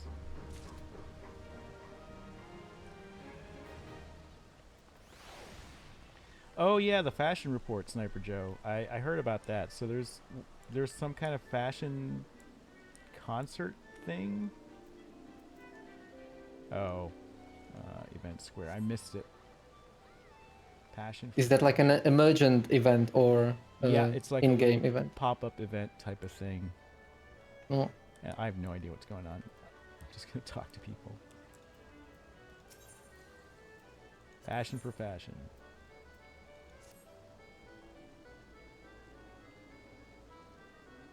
Here's a little cosplay contest here.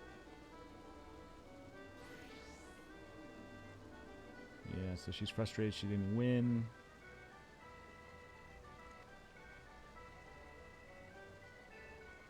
Go to Wonder Square and seek out Masked Rose, but be warned, the barbs on that man's tongue have barbs on their tongues.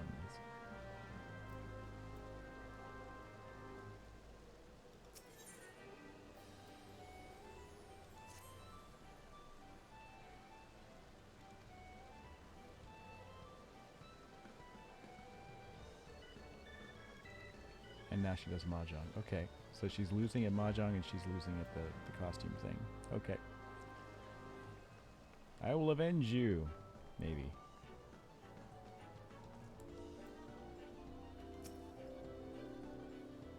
Okay, here we go. Chocobo.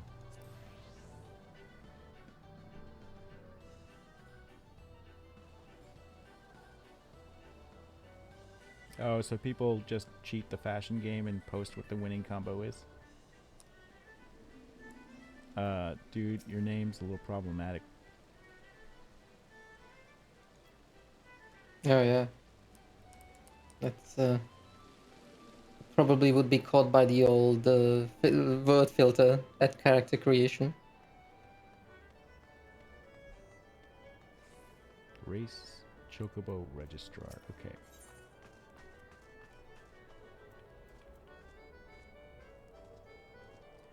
Hi, Nostalgiatron. I stream every Thursday, but normally I talk about Ember stuff. But this is vacation time for me, so I'm just playing Final Fantasy, which is an MMO that I haven't enjoyed an MMO since WoW. You know, not really. I haven't really gotten into one, and I'm sort of like getting sucked into this. I've only been playing a week and a half, about 105 hours in so far. I guess 110 now if you count the stream today.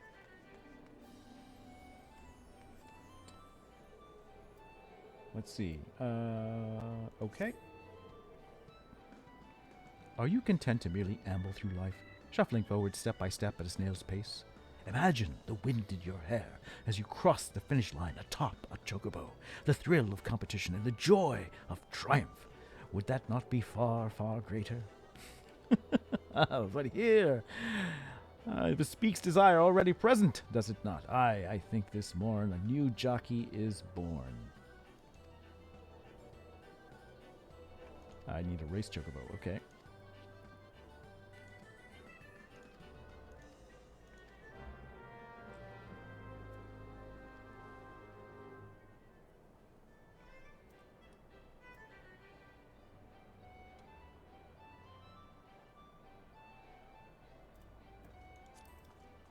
Okay, where do I get a race chocobo?